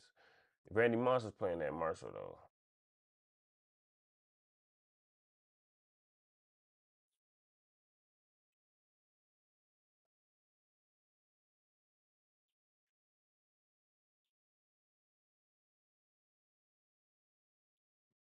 But again, that's what I'm saying. Like the matchups is crazy. At this point, it's Emeka. Well, no, Emeka Buka not playing.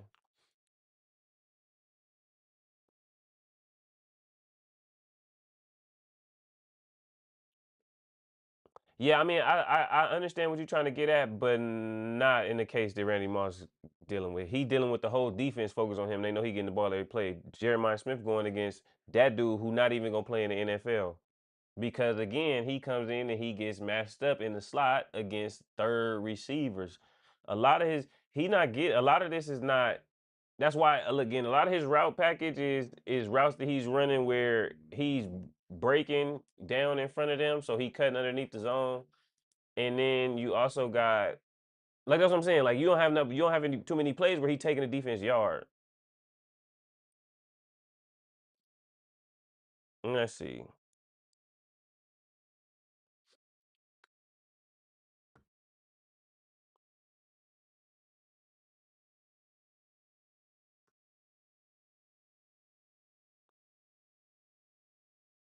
Mm. So what's gonna be on here? We got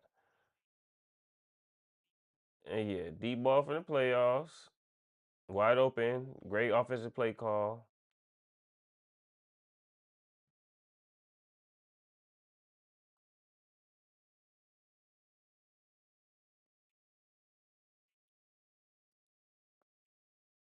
Okay, hand in the chest, one hand, dunk off. Okay,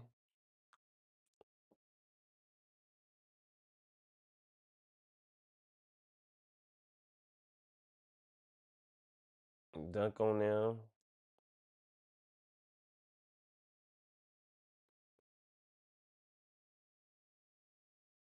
Okay,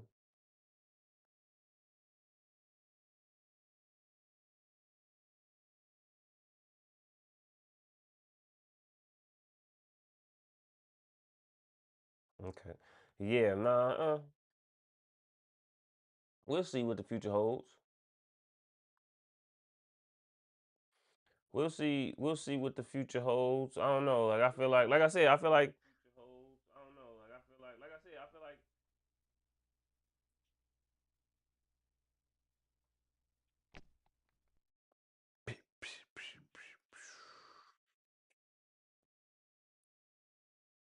Um,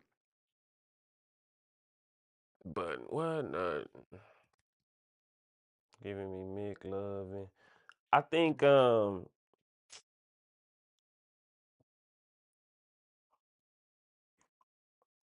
the interesting thing too is like I said, I think the interesting thing about Randy Moss's journey and his story is Randy Moss was supposed to be at Notre Dame or Florida State,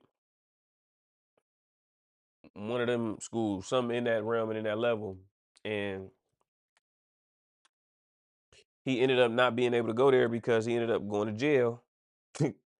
Funny enough, with our Terrion Arnold topic earlier, but again, that just had the impact that it did on Randy Moss's career. So he ended up playing that Marshall and stuff like that. But I also look at it like that too. I like them both too. Oh, that's what I wanted to show though. AJ Green,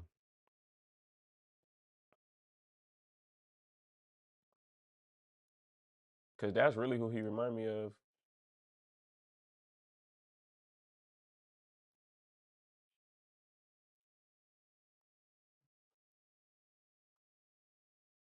Funny enough, they actually move very, very similar too.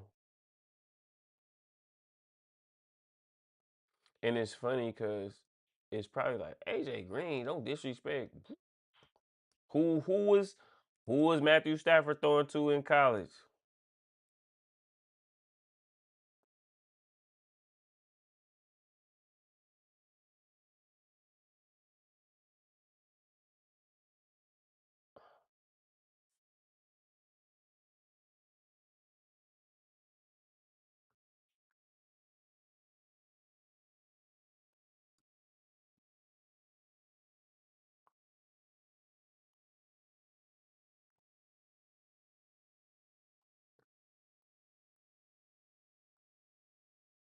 20 minutes is crazy.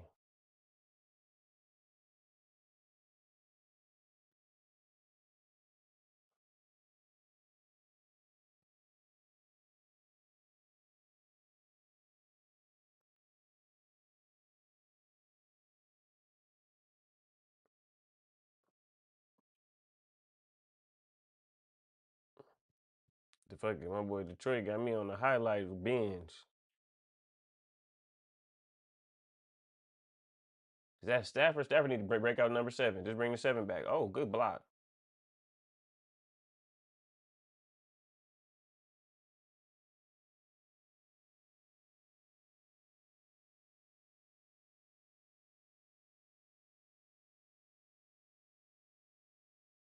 They got the same build too. That's funny. I mean, Jeremiah Smith probably taller, about 2 inches. I think he like 6'5", right?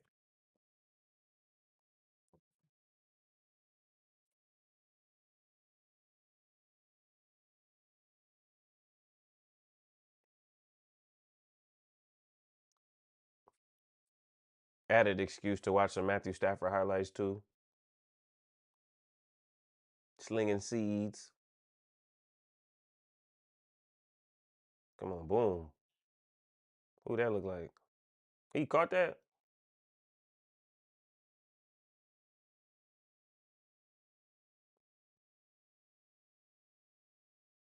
Oh.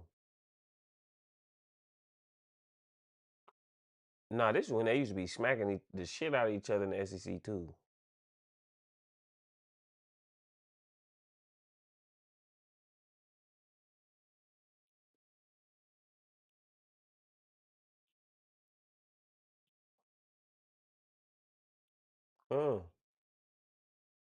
Boom, great catch.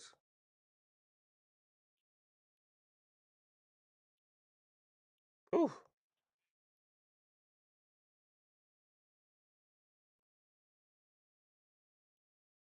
Good old Arizona State matchup. This was lit. Oh. Oh my God, they tried to take Matthew Stafford leg off. Oh. What we got? Get off me. Stiff arm. Yep. Ooh, good route. Imagine Calvin Johnson, Matthew Stafford, and AJ Green on the same team. That would have been crazy. Oh, what a throw. What a catch. No, Arizona State was trying to fuck Matthew Stafford up. Damn.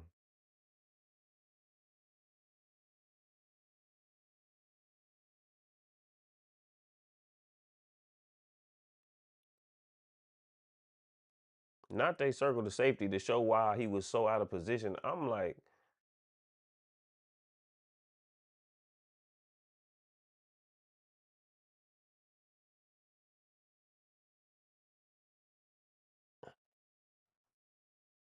damn.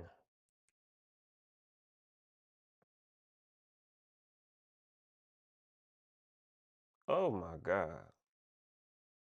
Yeah, that's what I'm saying. I think Jeremiah Smith could definitely be like a AJ Green, and that's it. That is an incredible wide receiver prospect because he was the next.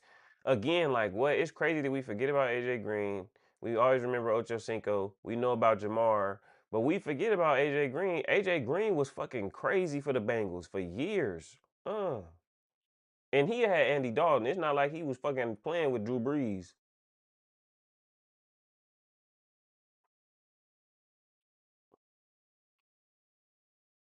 Damn, not 24-0 to Alabama. What a catch. They were getting their ass whooped. Damn. God damn, Nick. Let these niggas breathe. Wow. What did he do for them? For the Bengals or for Georgia? This one, it was just Stafford and AJ Green. And like I think maybe no Sean Marino. Yeah, no, this is crazy. It's cool to see this too because I've been feeling this way for a while, but I hadn't really watched no AJ Green highlights. But yeah, Jeremiah Smith and AJ Green is a great fucking comp. And again, Jeremiah Smith can go, he can go up higher, a higher level. But I think this is a great starting comp for him coming out the draft because AJ Green to me was fucking cold. Oh yeah, Barry Sanders highlights is crazy. Oh, here we go, boom. Like Smitty is, I think, possibly a little stronger than AJ Green. But they both got that same contested catchability. They got that same level of explosiveness off the line. They got that long frame. Oh, okay. I ain't gonna lie, I'm finna change this fucking song. Oh, out of there. Here we go.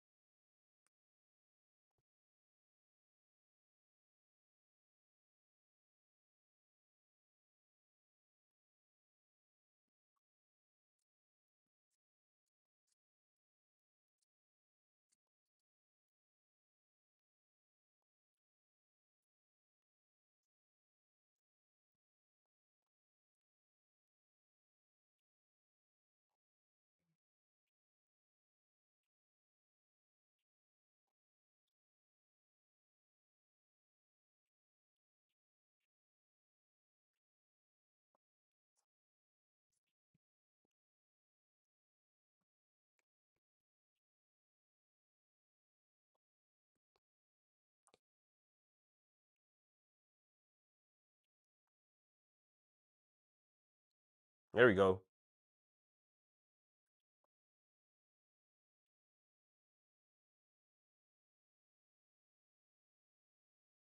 Yeah, no. Smith is definitely stronger.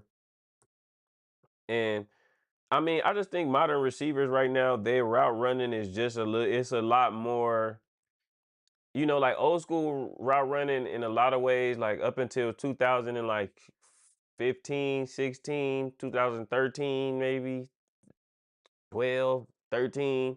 A lot of it's like very robotic because that's how the coordinators wanted them to run the receiving routes in the system. Like receiving, you didn't start to see a lot of like real swag come into the receiving game again until around. I mean, I could be wrong. I mean, again, you had Stevie Johnson, you had Brandon Lloyd. Those are guys that I loved watching growing up. But until Odell really came in the game, until the LSU receiver rebirth, that was when you really started to see a lot of the real like snap and some more things added to the receiving things, the receiving like the route running repertoire for receivers as far as releases and chaining releases to stems and the routes to the breaks and everything like that. Like you didn't start seeing that till uh like I said, like 2012, 13. But he is breaking off though. He really getting loose. That's the crazy part.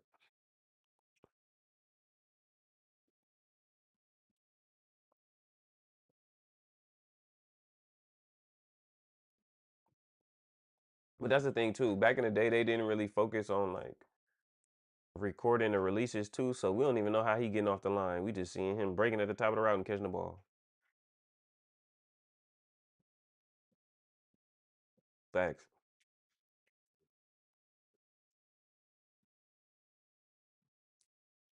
Oh, Stafford, Stafford. Oh, yeah. No, it's crazy. They're actually very similar. Like you said, AJ, he just got better. Smith just got better strength. He's stronger and he got better run after catch. Because again, like the Ohio State strength program is crazy right now. Now this is cool. Shoot, hopefully Julian Sand can become a little Matthew Stafford then. Fuck it. We know better. Oh. No, what? Hey, I ain't gonna lie. That throw crazy as hell. What the fuck wrong with Matthew Stafford? Why would he do this? Why he ducked under the throw? First of all, ducked under the lineman, ducked under, oop, run sideways, pump fake. Okay, hold on. Let me get on the Stafford cam. Motion, check motion, drops back to pass, play action, ducks under. Oh, pump fake, breaks out the tackle, fader, touchdown. Only place that AJ Green could get it to. Only where AJ could get it off the top shelf because it's babies in there in the living room. It's babies in there in the kitchen trying to get some snacks. Look at this. Pump fake. Statty. Come on, boy. Oh my God. Top shelf. That's where the cookies at. Y'all can't have no cookies until y'all eat y'all vegetables. Ridiculous. Ridiculous. Dot. Oh my. Oh. Oh, spin move. Yeah, no, that's funny. They run similar too. Oh my God. Nah, who is this at the bottom of the screen though? Watch the receiver at the bottom of the screen though. Don't worry about AJ Green. We know he getting the ball. Look at the bottom. Boy. Yeah, I ain't gonna lie. Well, yeah, no, you right. The old school receivers, some of them don't got. They route running so robotic.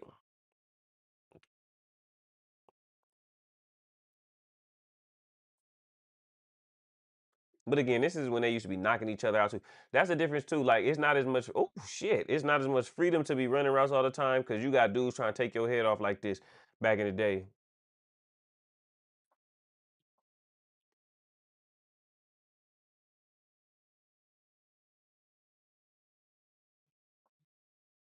Yeah, facts.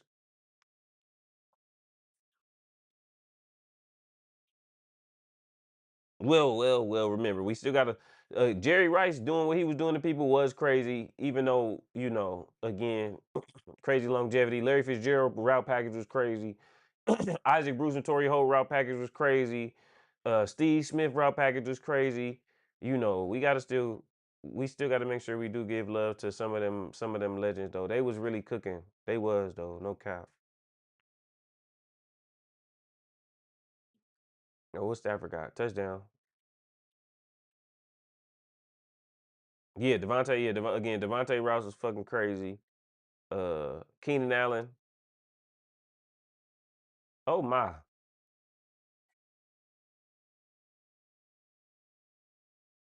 What?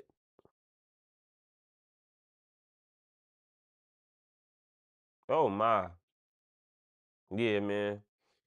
This look just like this boy. You showed AJ Green ain't Jeremiah Smith daddy. Have we did the blood test check yet? Oh my.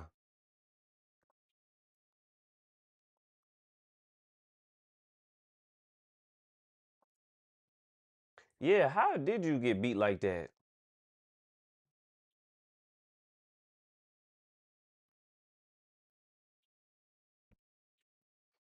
Oh.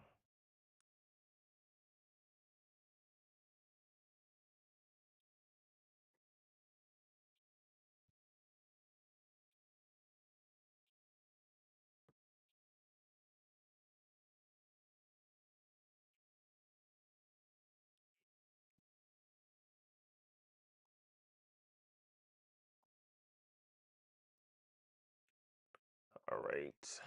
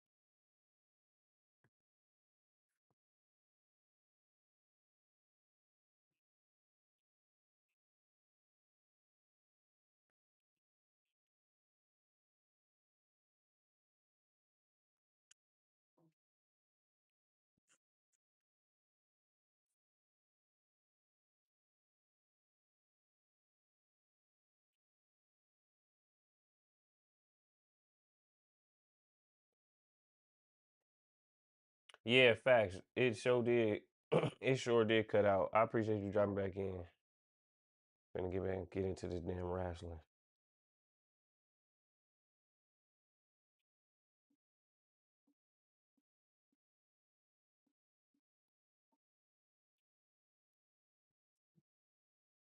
All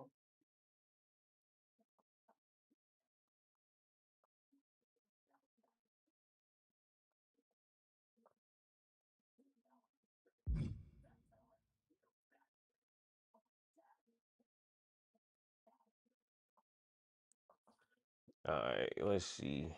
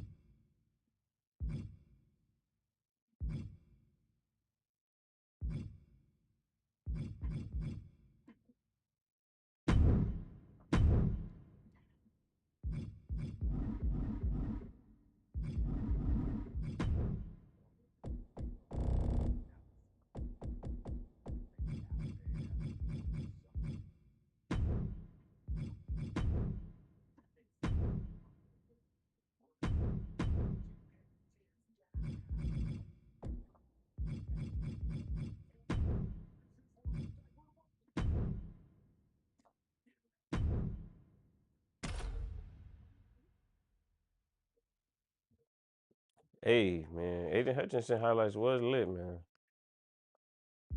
He was a dog. You said can't wait to play.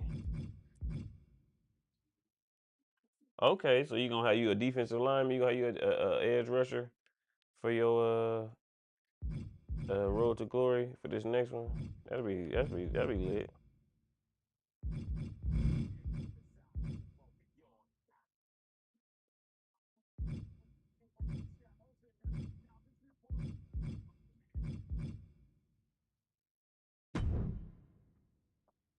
Let me smoke real quick. Mm. So, not Calvin Johnson, not Barry Sanders, not Matthew Stafford. Who is your favorite Detroit Lion ever? I want to make it difficult. Be like, who your favorite Lion from when they was weak? But who your favorite Detroit Lion ever that is not Calvin, Barry, Statty?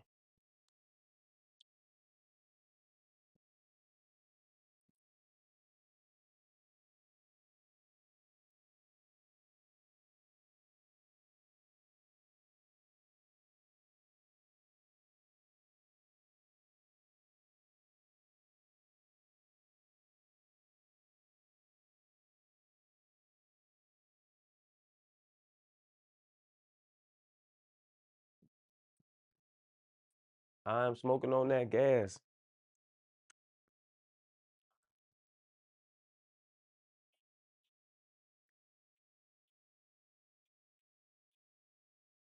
Okay, I like that. It's a real foundational decision. And then of a non right now, who would it be? Like ever, outcast ever, like ever, ever. Pussy apples and probably pussy head niggas. Take my trigger. My friend, and your bitch in my swisher.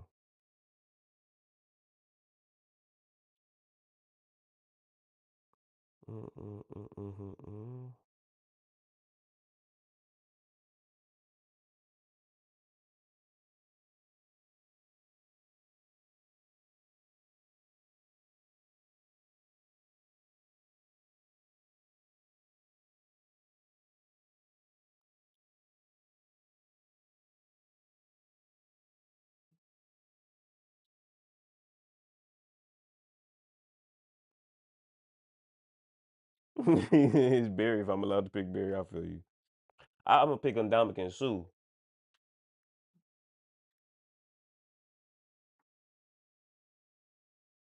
I got P.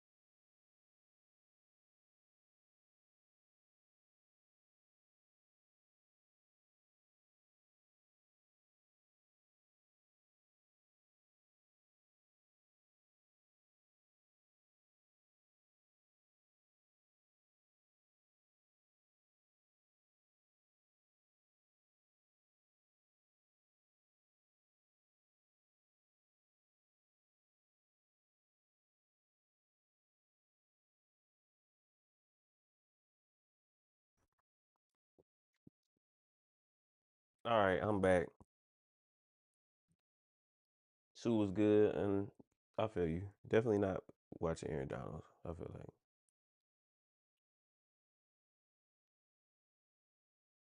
I can make some squeeze a millet. Hey,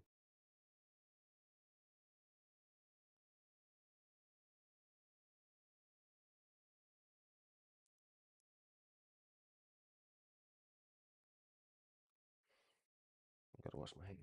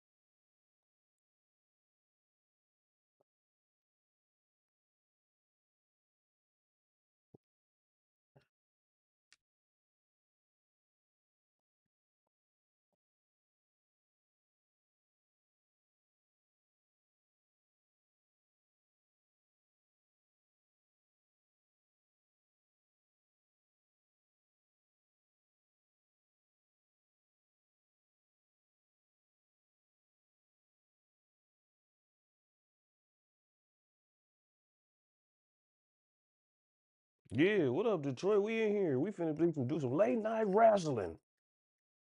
Macho Man Randy Savage in pursuit of the heavyweight championship belt. This heavyweight championship belt finna get passed around like somebody at Dean and AB house on kick.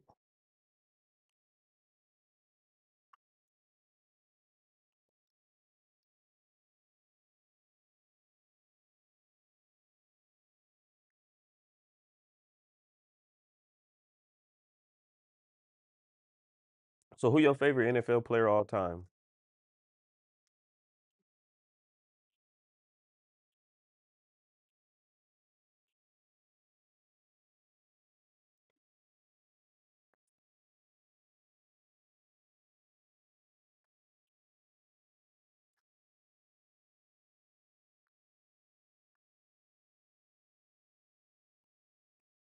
Okay, my bad, my bad. Okay, who your favorite non-lion ever? My favorite is my favorites are Ed Reed,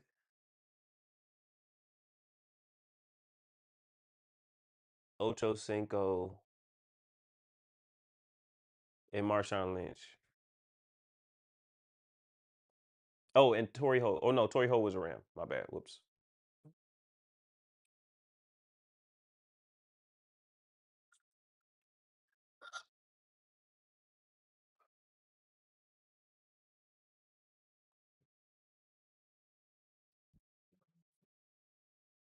Oh yeah, and Odell.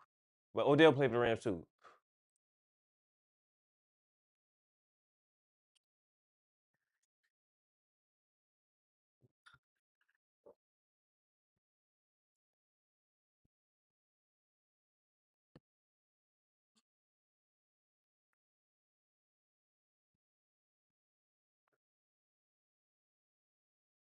LT, Randy Moss, Aaron Donald, Dion, Rob Gronkowski. Ooh, Gronky, Brady too. I love Brady. I ain't gonna lie. JJ Watt, Michael Strahan, Drew Brees. My mom loved Drew Brees. Marcus Colston. I don't know if you remember who that is.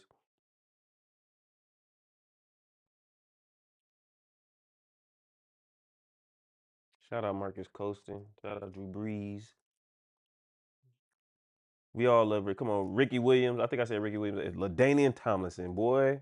Okay, so you sound like you might have watched some ball from like around my era. Who? Larry Allen. Okay, you might be old. You shit. We might be the same age. I was born '95. Or you just a historian of the game like me?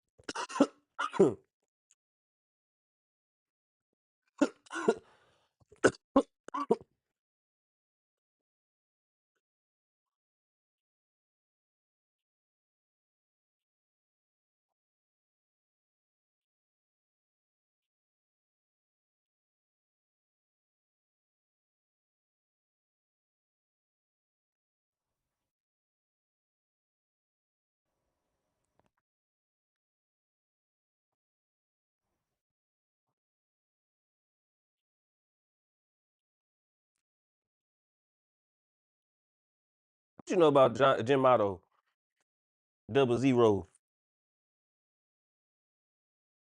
Dang, were you in here? Were you watching while I was playing Madden? That league that I have in Madden, it's like all Hall of Fame players. Come on, can't forget Ray.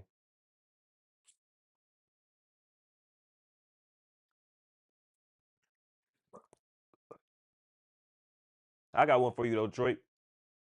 What you know about Larry Allen? My stupid ass said Larry Allen. Hold on. Pause. Cut. Let's redo the scene, okay? Boom. I got one for ready. Action. I got one for you, Detroit. What you know about London Fletcher? Boom. Now, yeah, I know you know. I know you, Larry. I know you know Larry Allen. I misspoke. I meant to say London Fletcher. Yeah, Larry Allen was she was a freaking machine.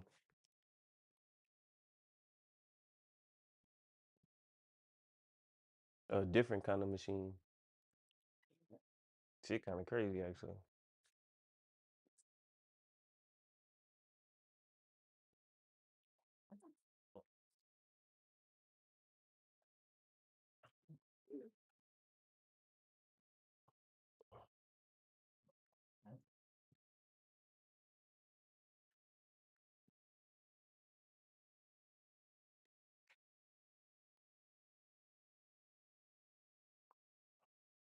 Yeah, Bruce Smith was a dog. Bruce Smith reminds me of Miles Garrett.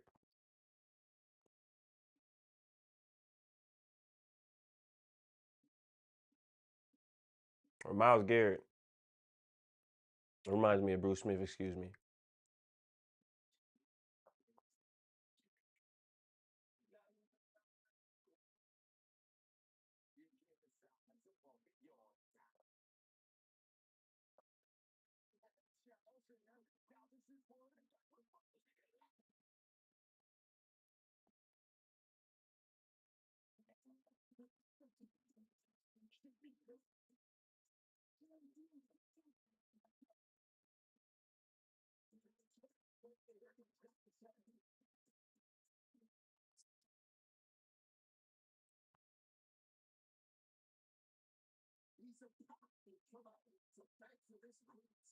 Booker T, the greatest in the game, with the heavyweight championship on his back. What? Roger Staubach a dog. I ain't gonna lie.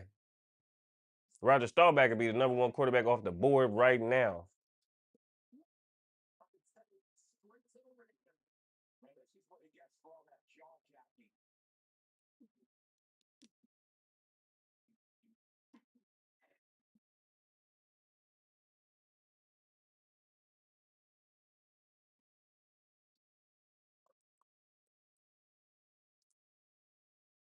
No, put title on the line, brother.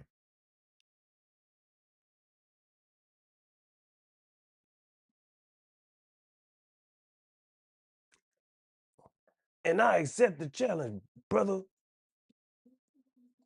Nah, Macho Man Randy Savage versus Booker T, some crazy shit.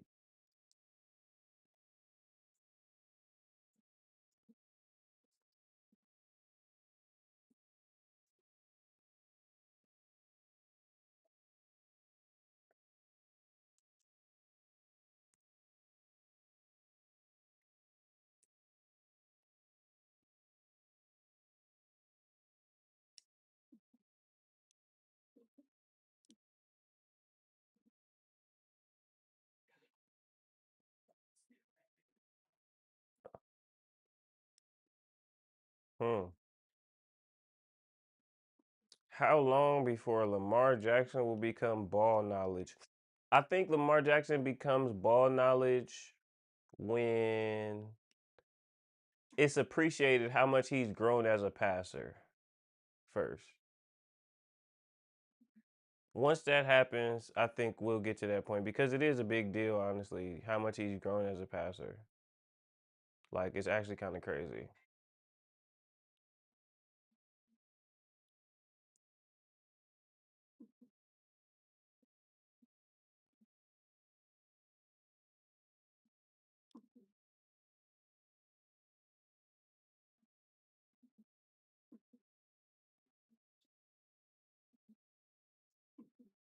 I gotta do this every time I get on here. I feel like, God damn. Okay, it's gonna be fast though, because I know what I'm doing this time.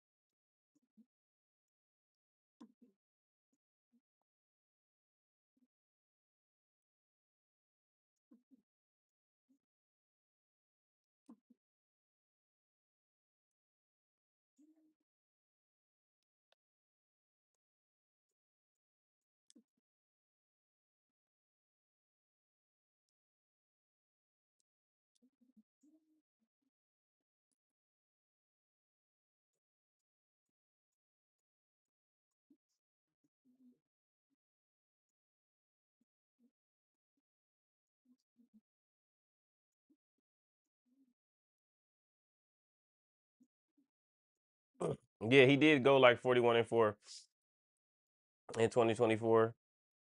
Warren Sapp was crazy because he also had Simeon Rice out there with him too, which make it even crazier. Like, Jesus Christ, man. Have mercy on our souls. They turning the edge trying to bust your head open. And he running down the middle. Crazy as hell.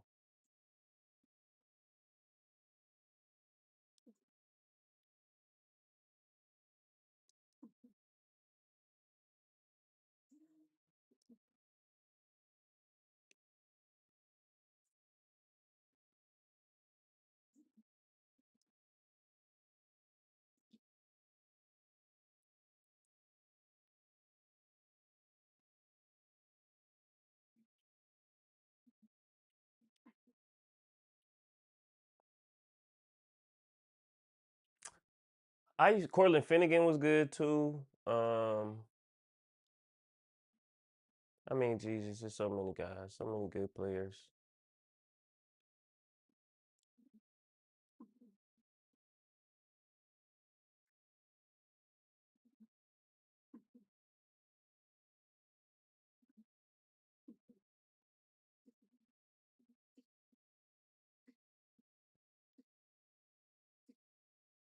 Jay Cutler.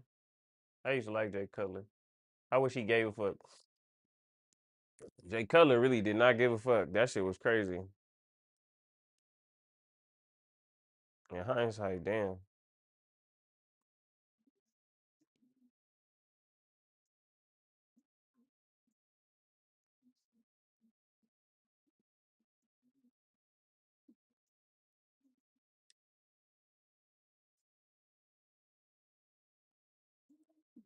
Now my boy got my boy Destiny and Cody looking crazy.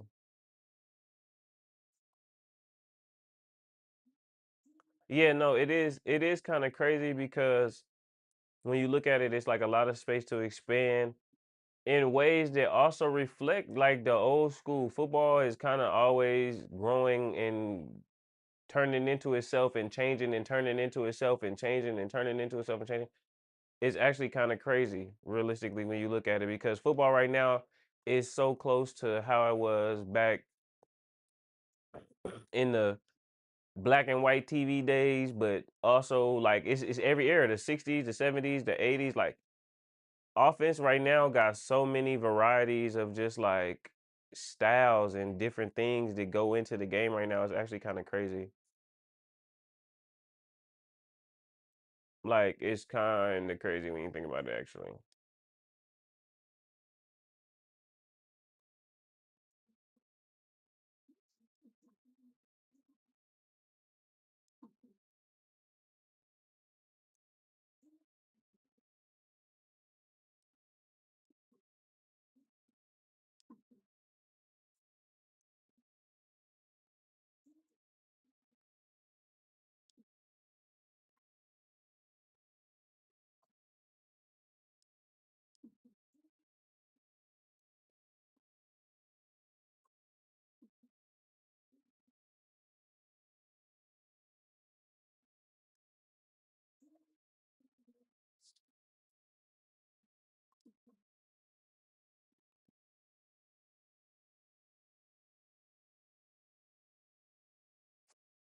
I mean, yeah, you got a lot of people that got in the game and changed the game. But again, like a lot of great coaches that help put those players in position to be so successful and to succeed. But again, like that template and that method for success and weathering the storm is a template that made somebody like Tom Brady. Like that Tom Brady and Joe Montana, they story a lot more similar than I think people even understand.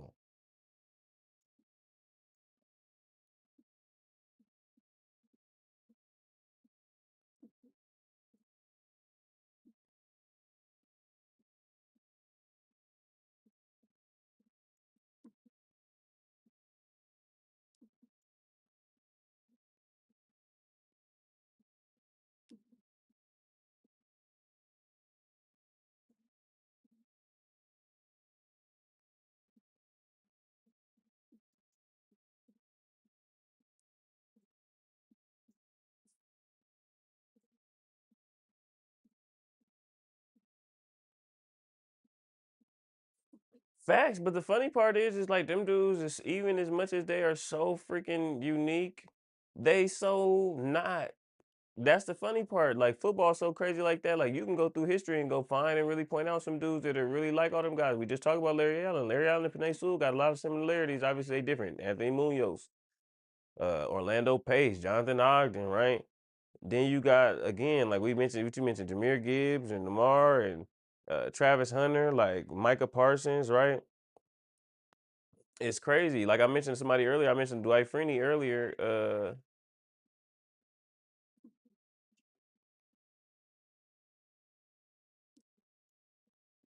Hold on,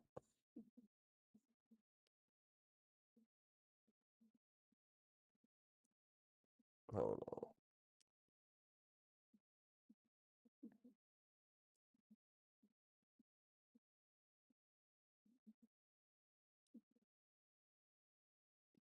on. You feel me? Like, yeah, it's crazy. And again, like we done had so many people. Like again, I look at like, it's just so many players. It's kind of crazy. Football, wild man. Great conversation. I appreciate you bringing that up. I talk about it all the time and think about it all the time. But sometimes people don't even look at it for real.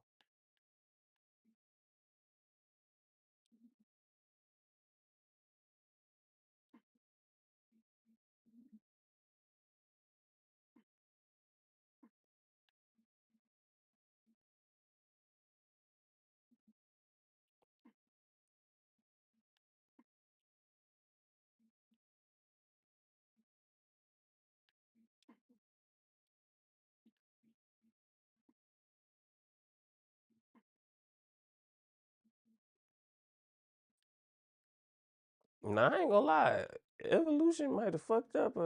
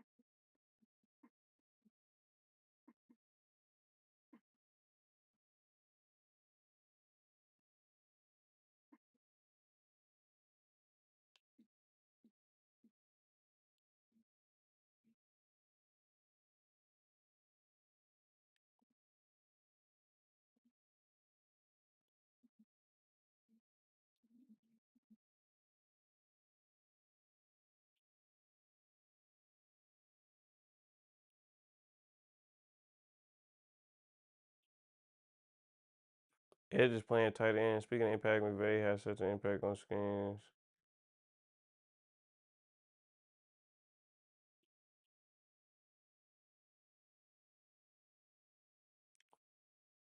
That's what I'm saying. Like it's so crazy because again, you're so right. But also it's kind of crazy because again, like when you look at it and you observe like the history of the game, you got the Marshall Falks, the Roger Craigs, Warwick Dunns, and so many other guys, for example, who also like came in and they did play like such a crazy part in the history of the NFL and just the development of these teams is kind of crazy.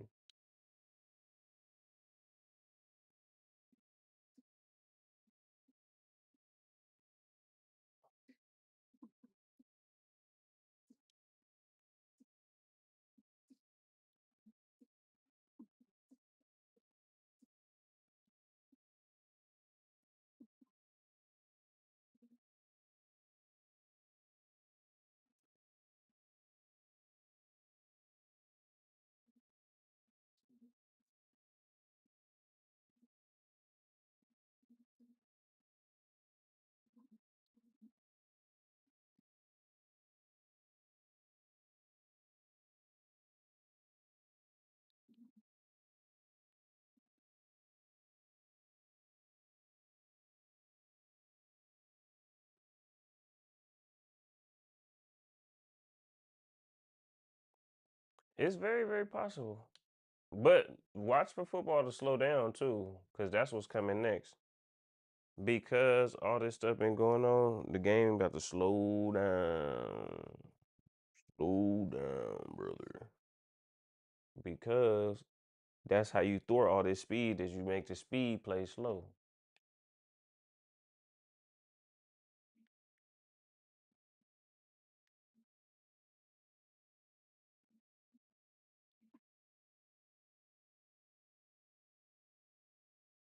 Okay, so basically they only could come out 4 deep. They ain't sending them out solo.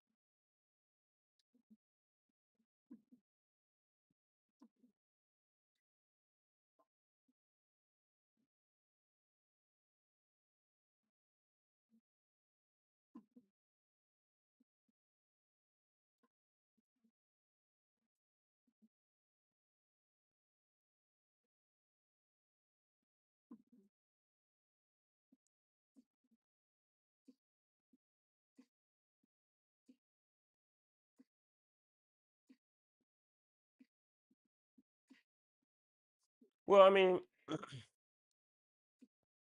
even within that, I mean, there's so many things that are going on right now that do, really impact and change how the game is now, but also, just one of the ways in which you kind of can just get in the middle of and get involved with things like the speed of the game changing so crazy, and the ability and the talent of some of the players is you also bring in the element where, you just force the game to have to slow down.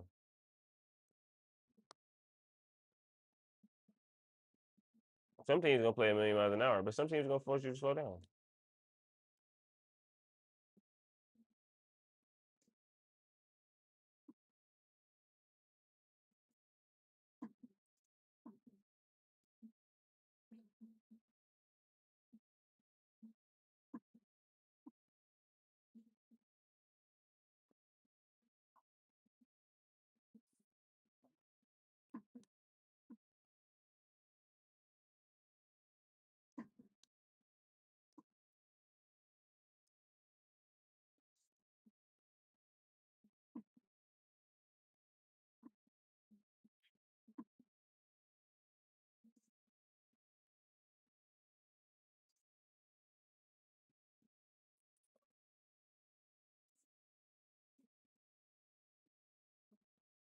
You think? I mean, did Arvell Reese play safety in college? I didn't know that.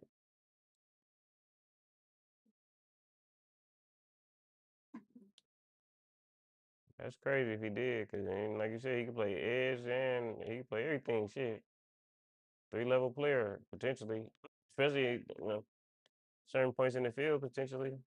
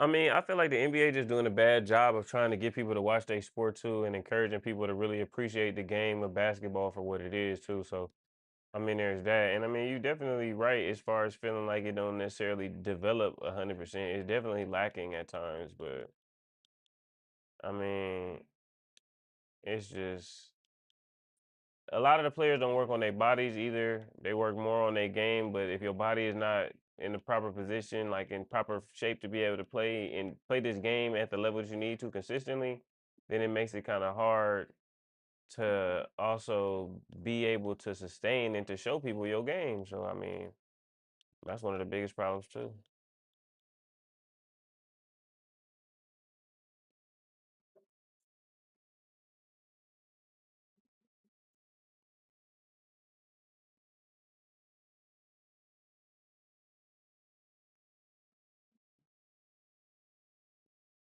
Yeah, no, I mean like some of the best players in the NBA right now, they don't even play.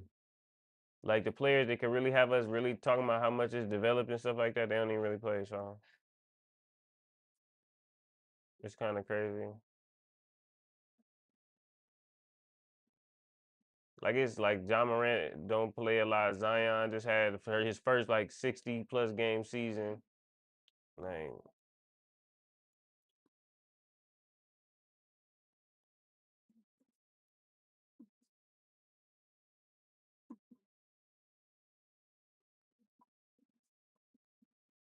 the NBA players used to be big guys too. Now they just like all like look like teenagers.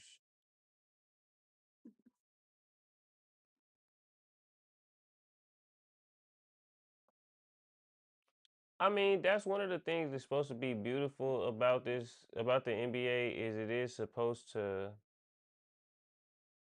um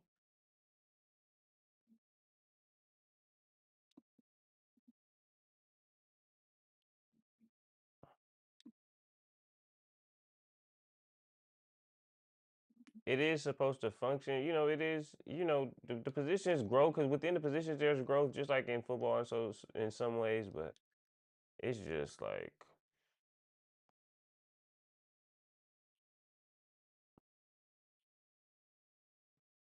um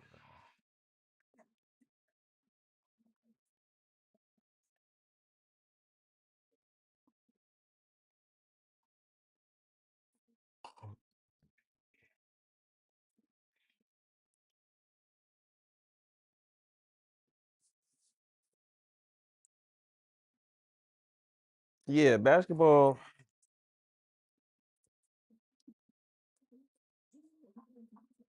in the way that it is, it's supposed to stay timeless, but you right now they just making it very dated.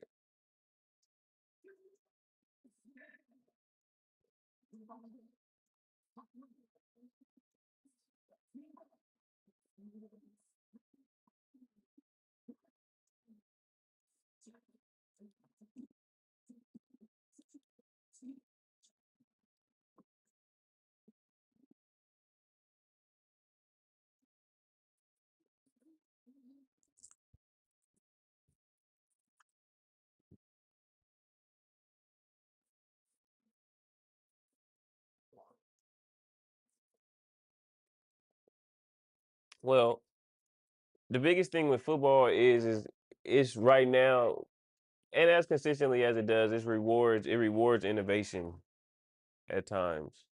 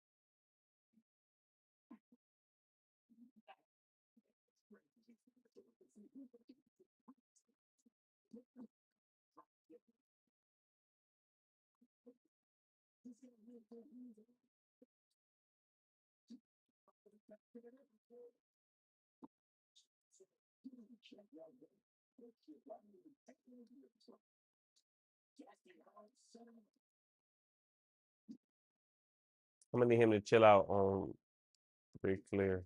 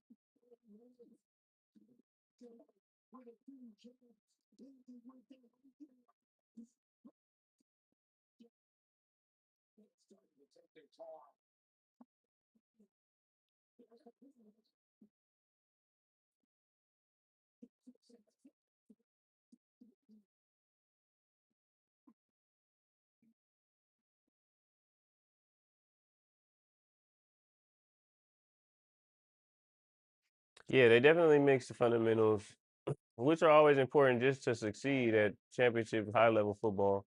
They definitely mixing that in there with the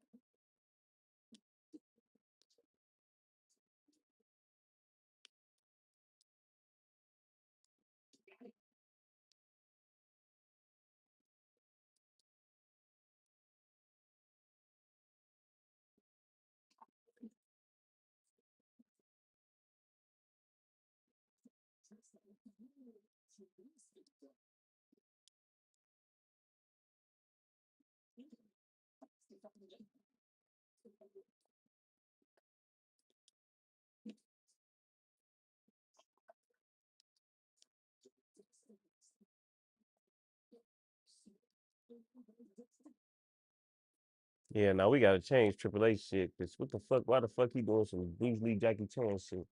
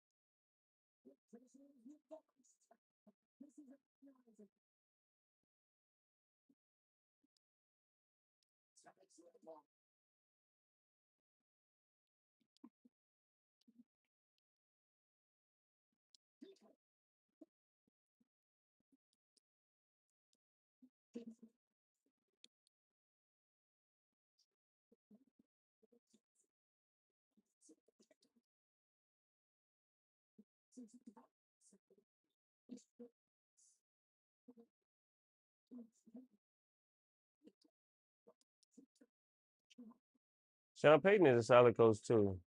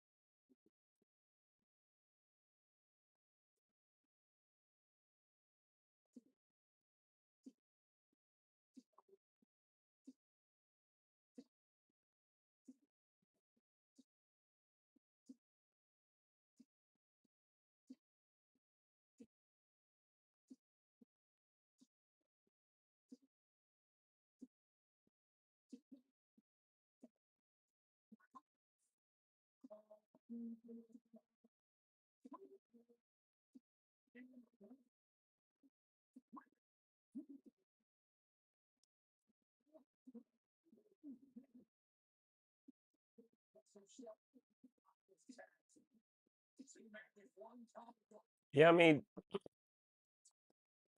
that's one of the keys to defense. You just keep it simple and you just do what we do.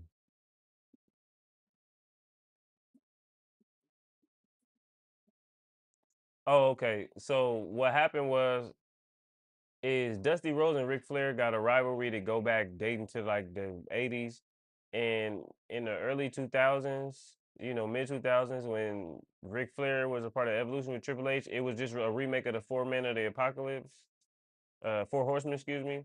So I switched to Batista and I beat up Dusty Rose with the chair so that he couldn't sub in and help Cody Rhodes win the match. Just playing into the lore and the story, it kind of goes with this little my universe shit.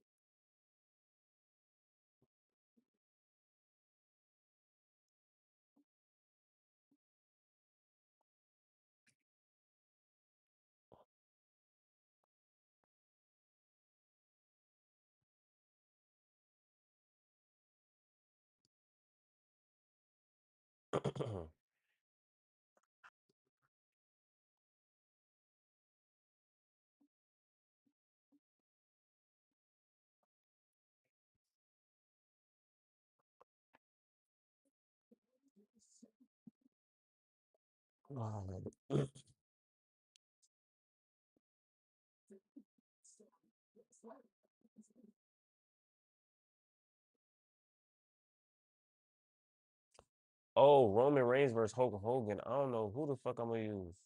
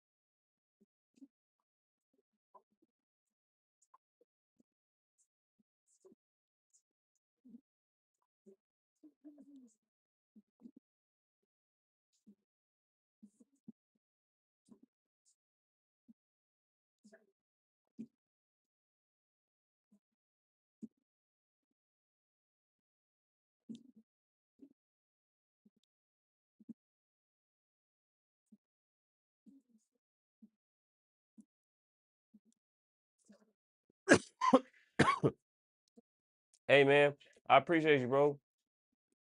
Holla at me soon.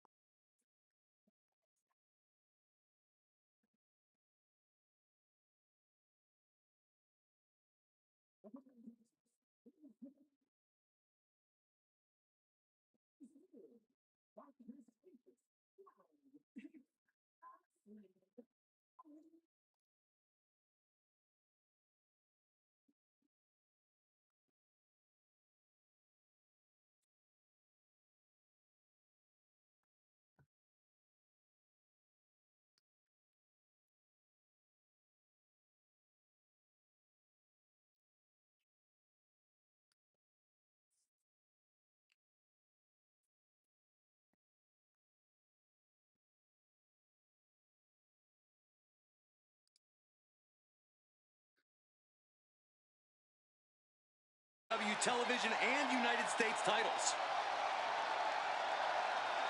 Be wary of the ankle lock, as Angle can put you in it at any time.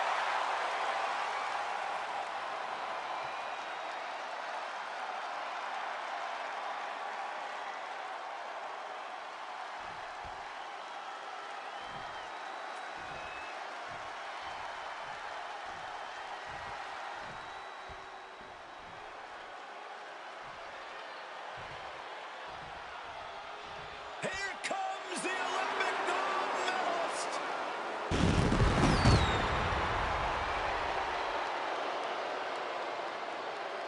Gold. That's the word that pops into my head whenever I think of Kurt Angle. He's good as gold, man. Yeah, whether you love him or think he sucks, you can't deny that Kurt Angle's technical ability and sheer determination have certified him as an absolute legend. Oh, it's true, Michael.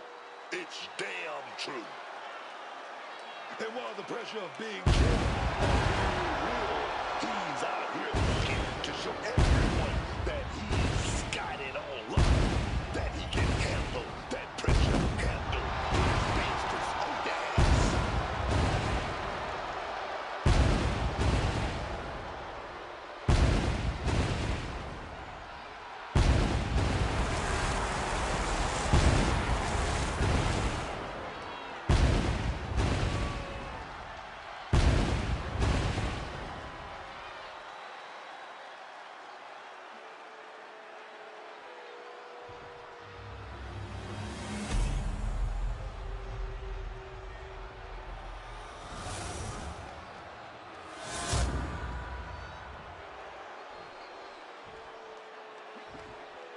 Introducing the challenger from Detroit, Michigan, weighing in at 255 pounds, Rick Steiner.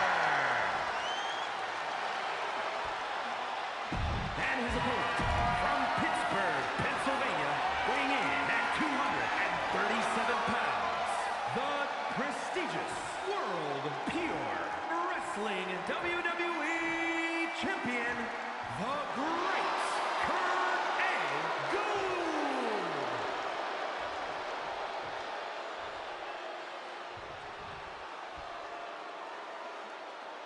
A fully confident challenger in their corner, absolutely hell-bent on capturing the title.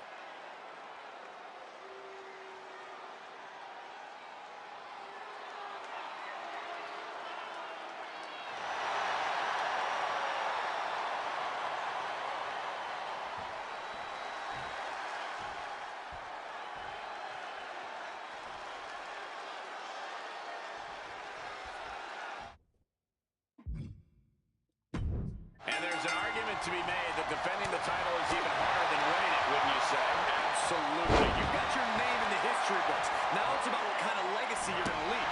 And that comes down to how you respond to your challengers. Caught in a rear waistlock.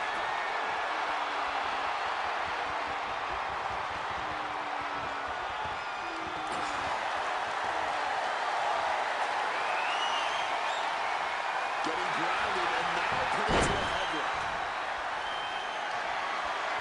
Taking control and locking in the head scissors.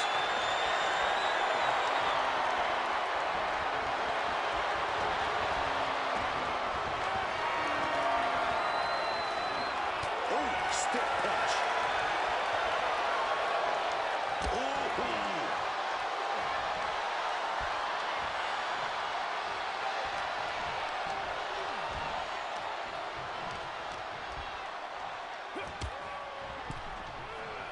Flipped upside down there.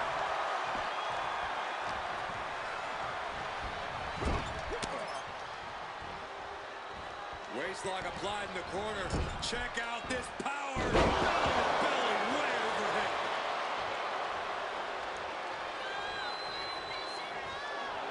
Here Angle is showboating right now. What's Ricky? Turns around Angle's move. Angle gets out of the way.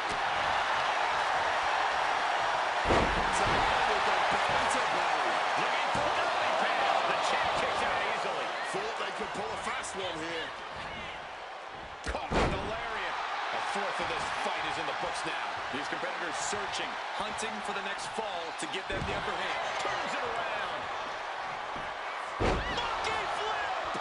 The challenger taking some minor damage. This is how Angle's going to make his presence felt throughout the match. Well, what's the next strategy for a Iron match? Pacing, pacing, pacing. Getting early falls can obviously be important, but the last thing you want to do is overexert yourself too early and then end up too exhausted to close this out. Oh my gosh. And being first on the board to score in an Iron Man match is crucial. No telling what it's going to take to get the job done, but you gotta do it. Counters on top of counters, and these opponents are at an impasse. These two are This back nigga in good. action. No cap.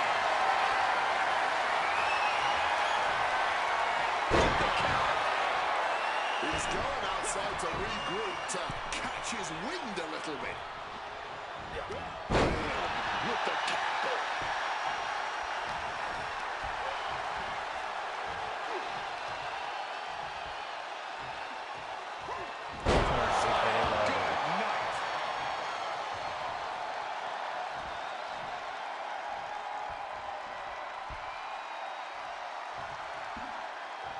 Jumping neck breaker. Ouch.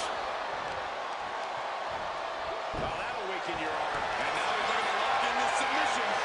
Expertly applied triangle. So they set a block, and he's struggling here. This could cost him a point, and that might change. Able to free himself from the triangle. Angle gets the better there. Grab by Angle. Lots of torque on that suplex. Oh, right in the arm. Ooh, catches him with a kick.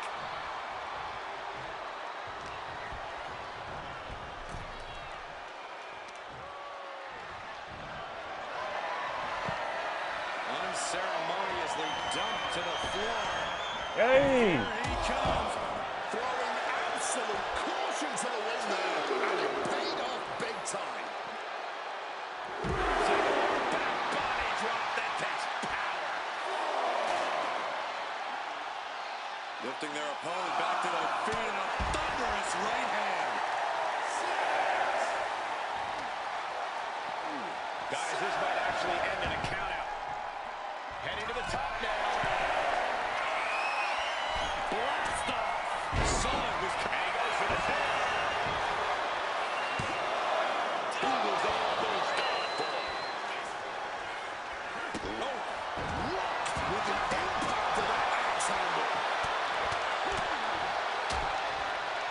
And a stomp to the gut. Knee to the cheekbone. He's loose.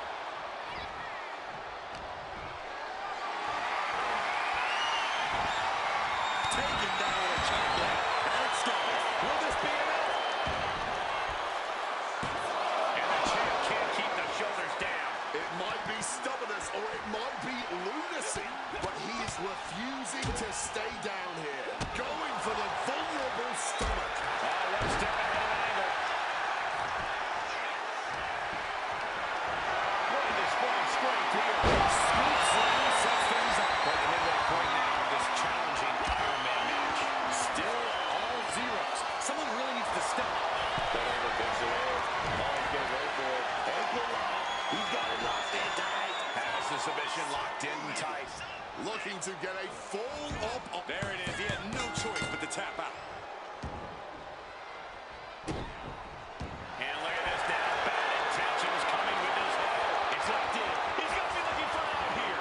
Agony on his face. He has to be thinking about sacrificing a fall right now.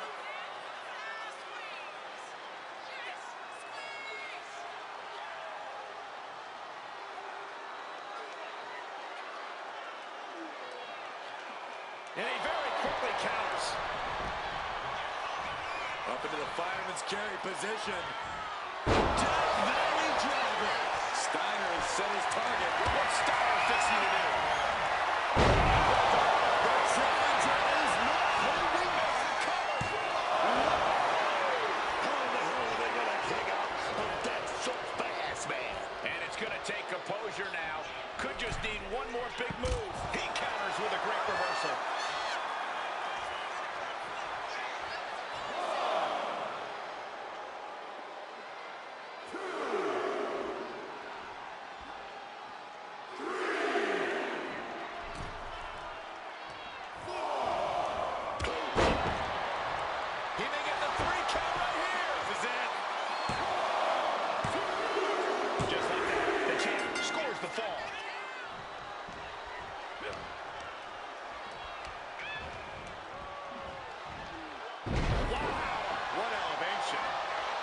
Angle with that intense look in his eyes. Angle just punishing his opponent here. He certainly wanted to keep that submission on longer. Incredible seated suplex. Oh, and a double axe handle. Impressive awareness there.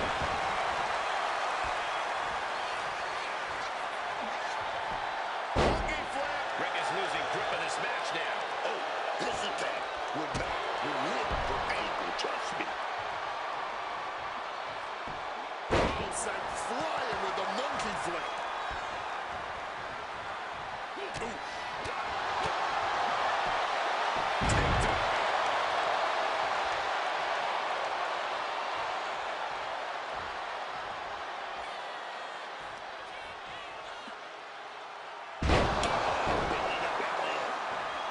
He's getting on his feet, vulnerable to what's coming next.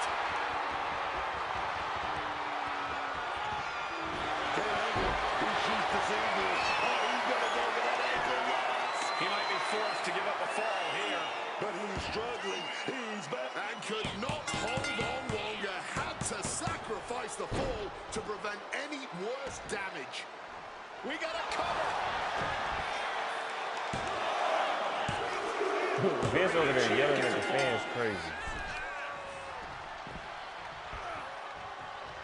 Oh no. Saw it coming. It counters it. Series of reversals. Counter after counter.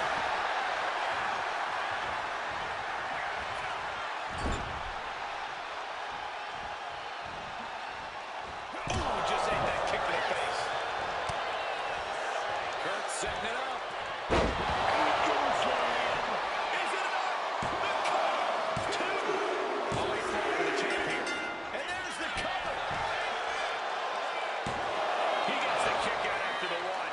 Not even a 2 count. Just found a way to power out of that pin attempt. Big flying forearm. The clock is dwindling down as we enter the fourth quarter of this Iron Man bout. And the score. Nice takedown there. Smooth transition. Went for the submission, but your opponent got too close to the ropes. Boom. What a shot. Big time attacks coming from Kurt Angle. Steiner has got to start turning the tide somehow. Suplex. Cover. 2 count. And it's a final score by the champion. Just like that, Rick finds a counter. Rick gets that sent right back to it. Will it be? The kick out of only one. Somehow able to kick out before a 2 count. How is he still going like this? These competitors defying all sense of reason, continuing to fight tooth and nail here. This is almost unreal, the amount of fight we're seeing from them right now. Monkey flip. Oh, man. Oh, just punishing the arm.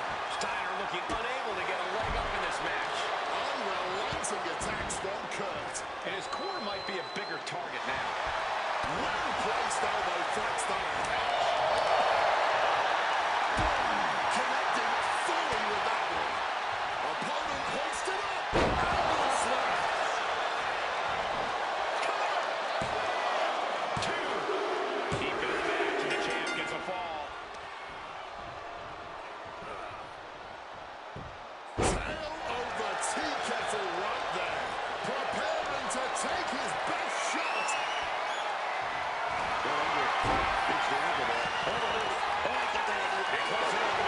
Submission, hold broken. And just like that, he manages to kick him off and away. It has been incredible to see these athletes go 9/10 of the way through a grueling match. Just looking at the clock and the score, I think it's safe to say they have this one in hand already. It has been a struggle for these competitors, a struggle to fully gain the upper hand, a struggle to put an end to it all, but I'd say that struggle has been worth it. This capacity crowd is enraptured with every move these superstars make. Boom, right to the midsection. stomping away, and then the knee right into the throat. Just ruthless.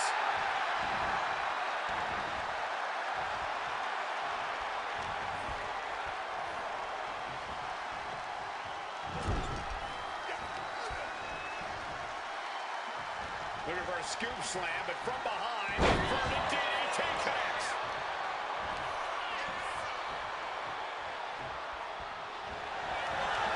Angle with a spectacular single leg into the ankle lock.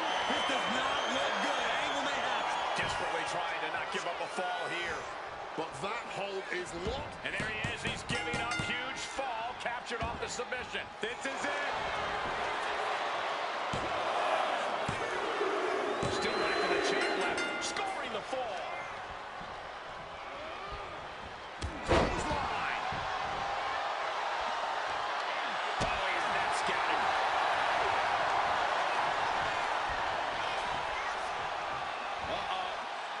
Able to slip out of that situation.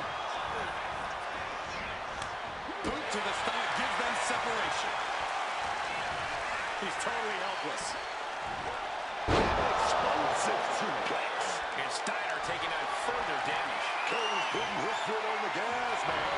And he knows he can end this in his favor.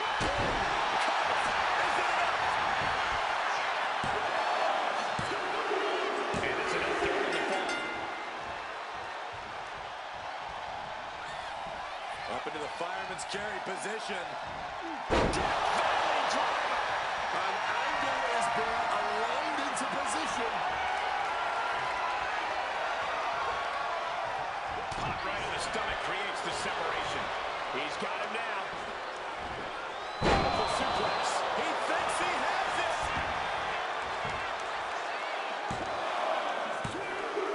The champion with an important fall there.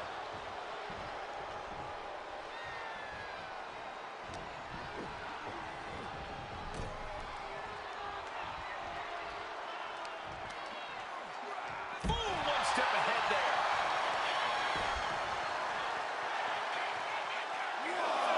No, Vince was pissed off. That nigga grabbed this nigga ankle.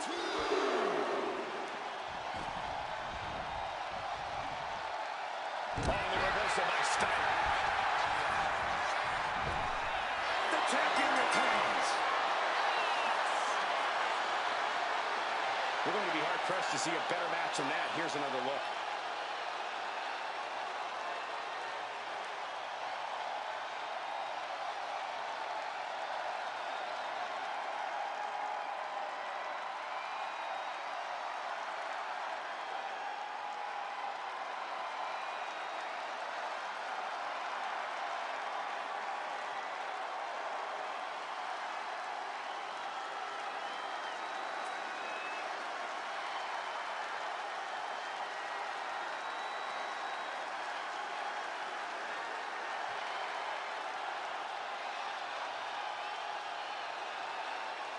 Here is your winner, and still prestigious World Pure Wrestling WWE Champion, the Great Kurt Angle. There he is, the champion, standing tall after this defense. A pretty impressive defense. Challengers might think twice before coming at him now.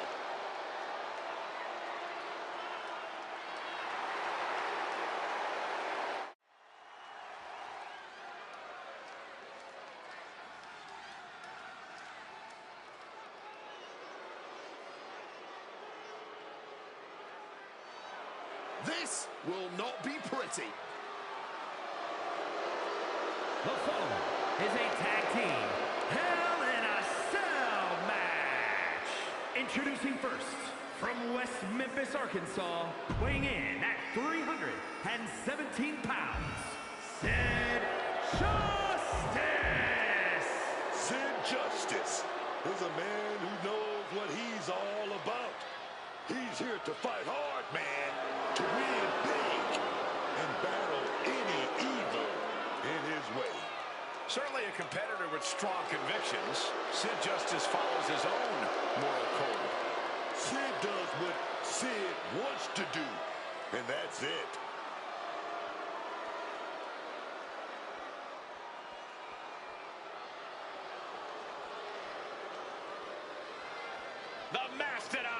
6'5", 450.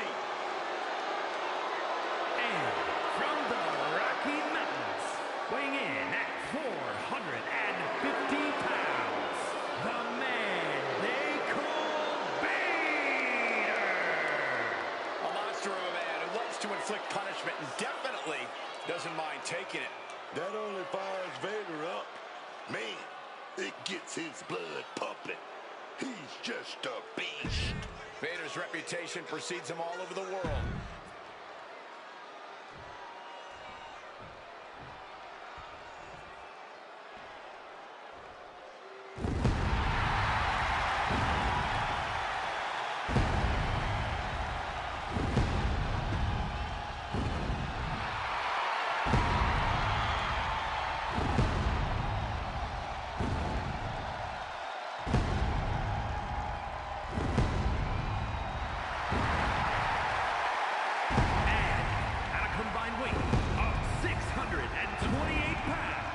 The two non-stop champions, The Undertaker and the Demon King, the Brothers of Destruction. You are looking at some highly motivated competitors in this match, looking to steal the show and capture the attention of the entire WWE Universe.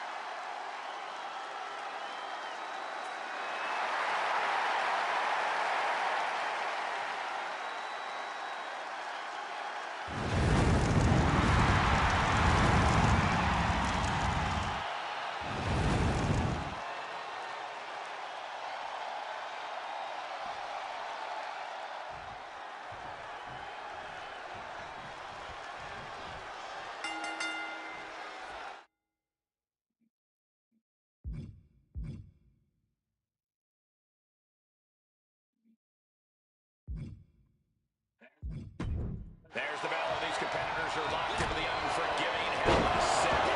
We've seen the physical damage that this structure can impart on superstars, but what we don't see is the mental anguish that comes with participating in Hell in a Cell. Slam. You would love to see someone tapping into that full strength. My God. Just think of the strength it takes to deliver that move, driving you down into the ground. Down with a sidewalk slam. That move just compacting the net.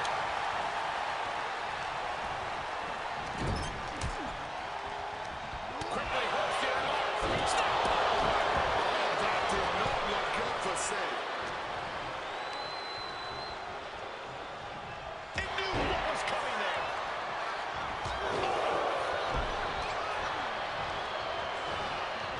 Pulling him in for the breakdown. Ouch. Looking to finish this one early. And pops the shoulder. Trying to make short work of things here. Moving out from the ring closer to those towering walls of the cell. Sky high. This might just come down to some kind of high-risk maneuver. From your point of view, is that the surest way to success? Just as many have come down to blast off.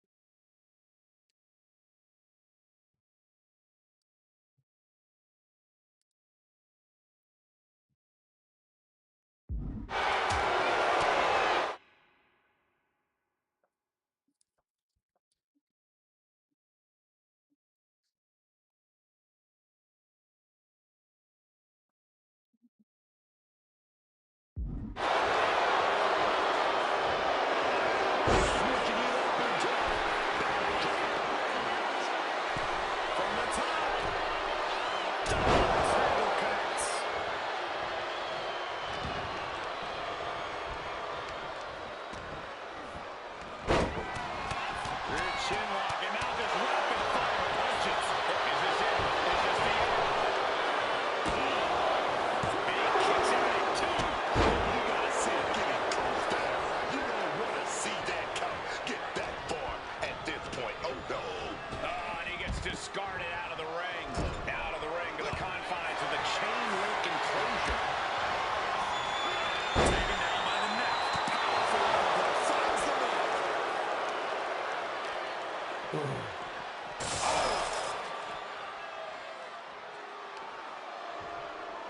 Big punch finds its mark. He's leaving the ring now. No countouts to worry about. Oh, God. He's starting to look bad. Things are really heating up inside the cell. This man is taking his toll. Boom. Precision punch. Oh, he fends that off. He quickly slides into the ring. And it's just one-way traffic at this point. Powerbomb. Right to the cell wall. Impact after impact. Hitting the wall. Then hitting the wall onto the ground. Where does the chaos of this Hell in a Cell match end? Ooh. Oh, scoop. He's going for the pin.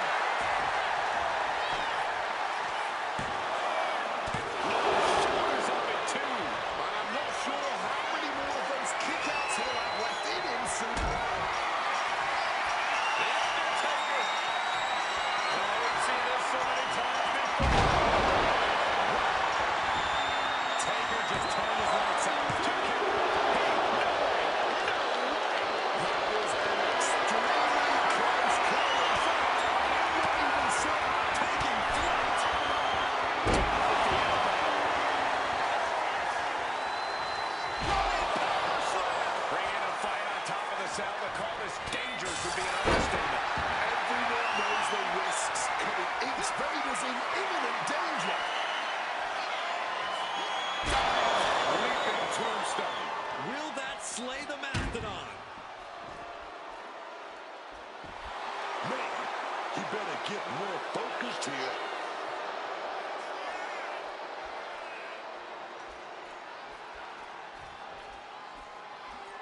Oh, just running them over, man. The top of the cell is such a dangerous place. I am frozen in fear. And you know what's next, guys?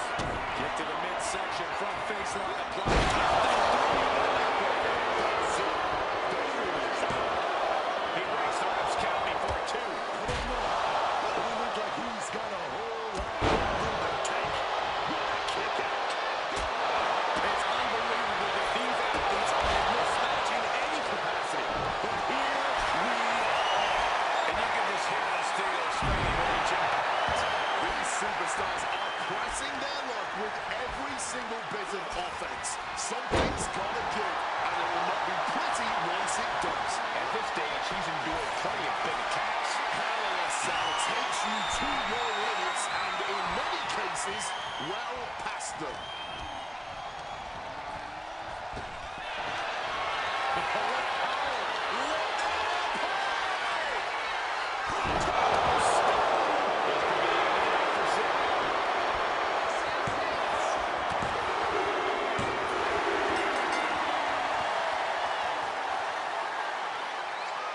Here are your winners, The Undertaker and The Demon King, the Brothers of Destruction. The Cell took a whole lot out of these teams, guys. The wrestling gods have truly blessed this union. I fully expect to see more showings like this going forward from this duo.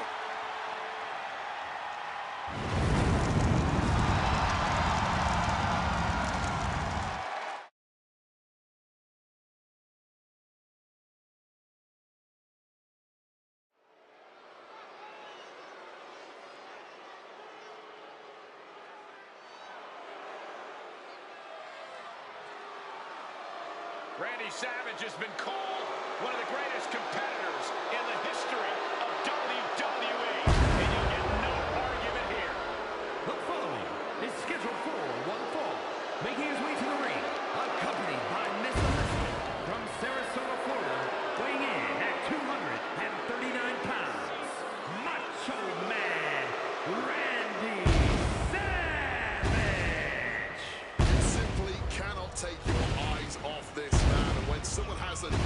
entrance outfit like the Macho Man's, you quite simply have to put him in the main event.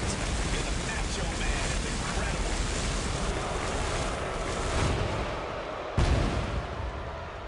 Hey, a win over Booker T will put respect on your name, right? Absolutely.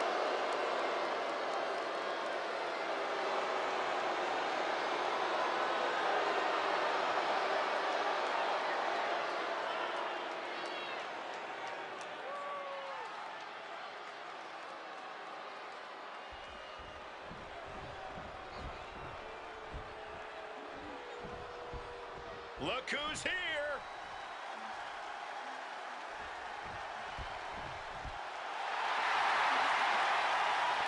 And his opponent, accompanied by Steve E.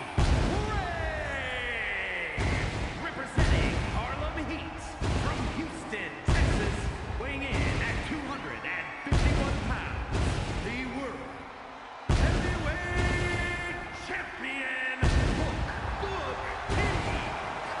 The talk is being said here, using your entrance to control the mood of the match to come, to make this your kind of show.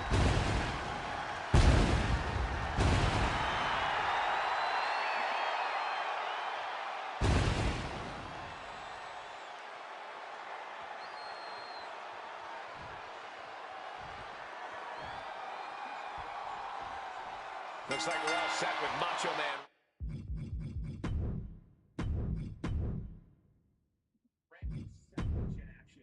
Randy Savage in action. One of the greatest showmen this business has ever. Hold on, interesting. What a cheap shot. I guess it was wishful thinking to believe we'd see real sportsmanship on their end. You know the saying, DTA, don't trust anybody. That's a day one lesson in this business, and some people just gotta keep learning again and again. Collar and elbow.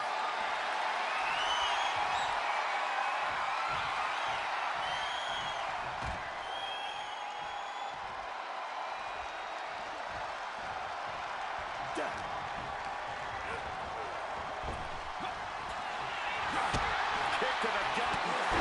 Brutal form.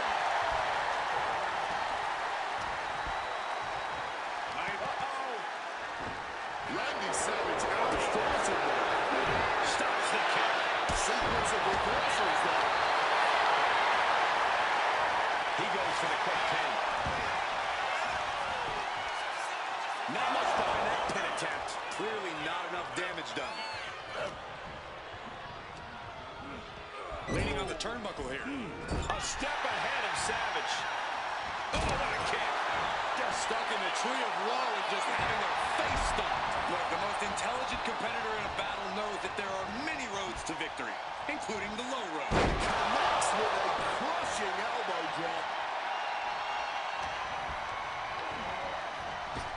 Booker T with a well-timed shot. I want to see him throw hands. Look at Booker T taking it on the top. Elbow drop. Good lord. And here's the cover.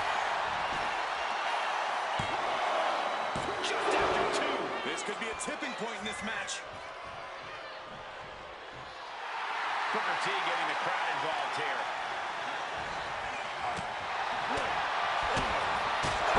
Booker is picking the competition apart. And you can just tell Booker T is leveraging all of his veteran instincts here, using everything he's learned over the course of his career. And here's Booker. 110th Street Slam. And Booker is getting the crowd going mad.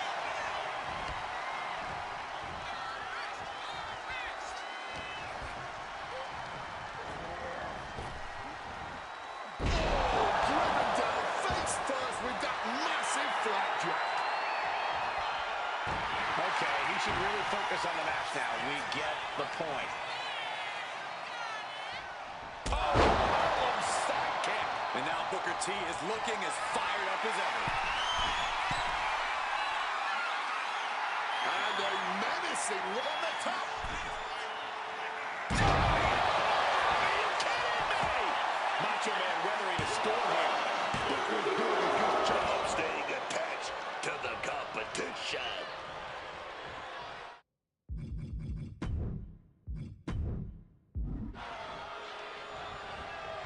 Their clothesline out to the apron. What are they going to do here? And a shoulder to the gut. Randy Savage able to stop the blitz. He's going to set it up.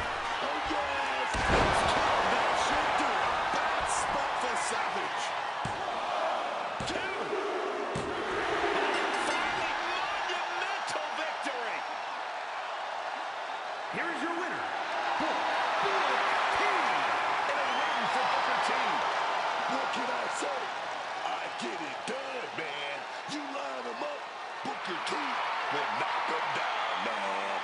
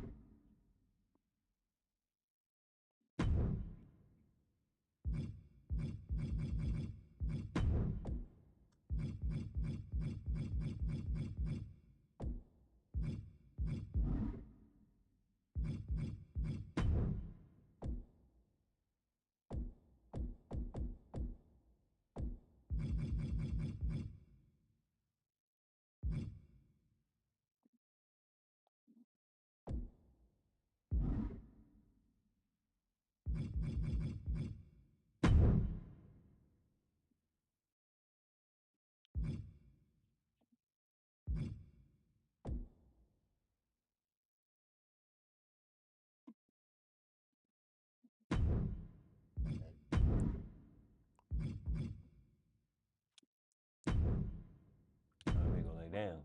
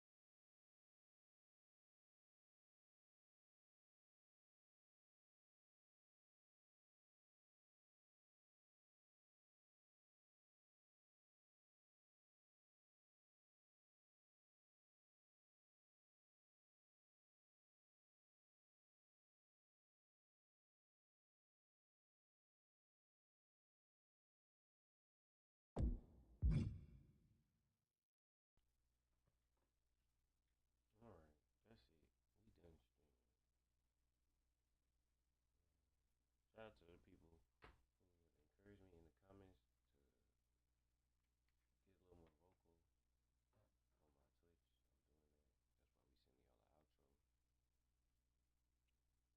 I hope y'all enjoy. I catch y'all when I catch y'all. And it's funny because y'all really comment on the videos I don't even think nobody gonna watch. Good night.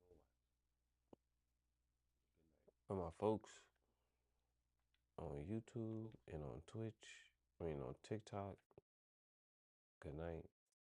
It's over with. I hope y'all can get some rest. And if y'all don't, it's probably because y'all stayed up all day, all hours of the night with me. Excuse me.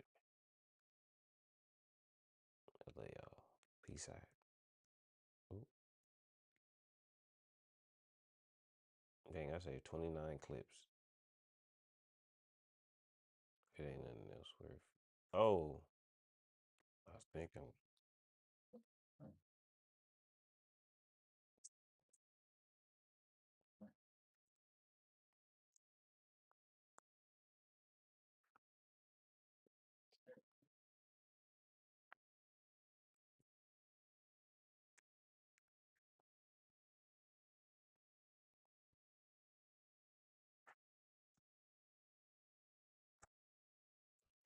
That is a hilarious fucking outro. That is comedy as shit.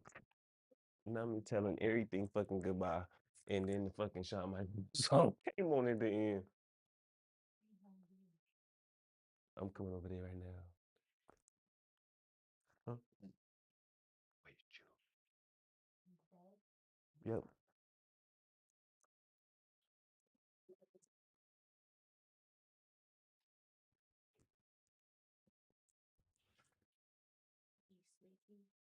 A little bit.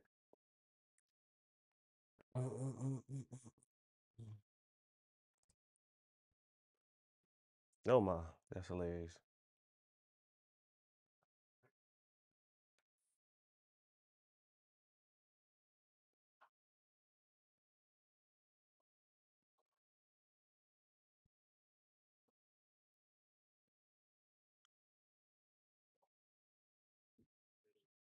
Oh.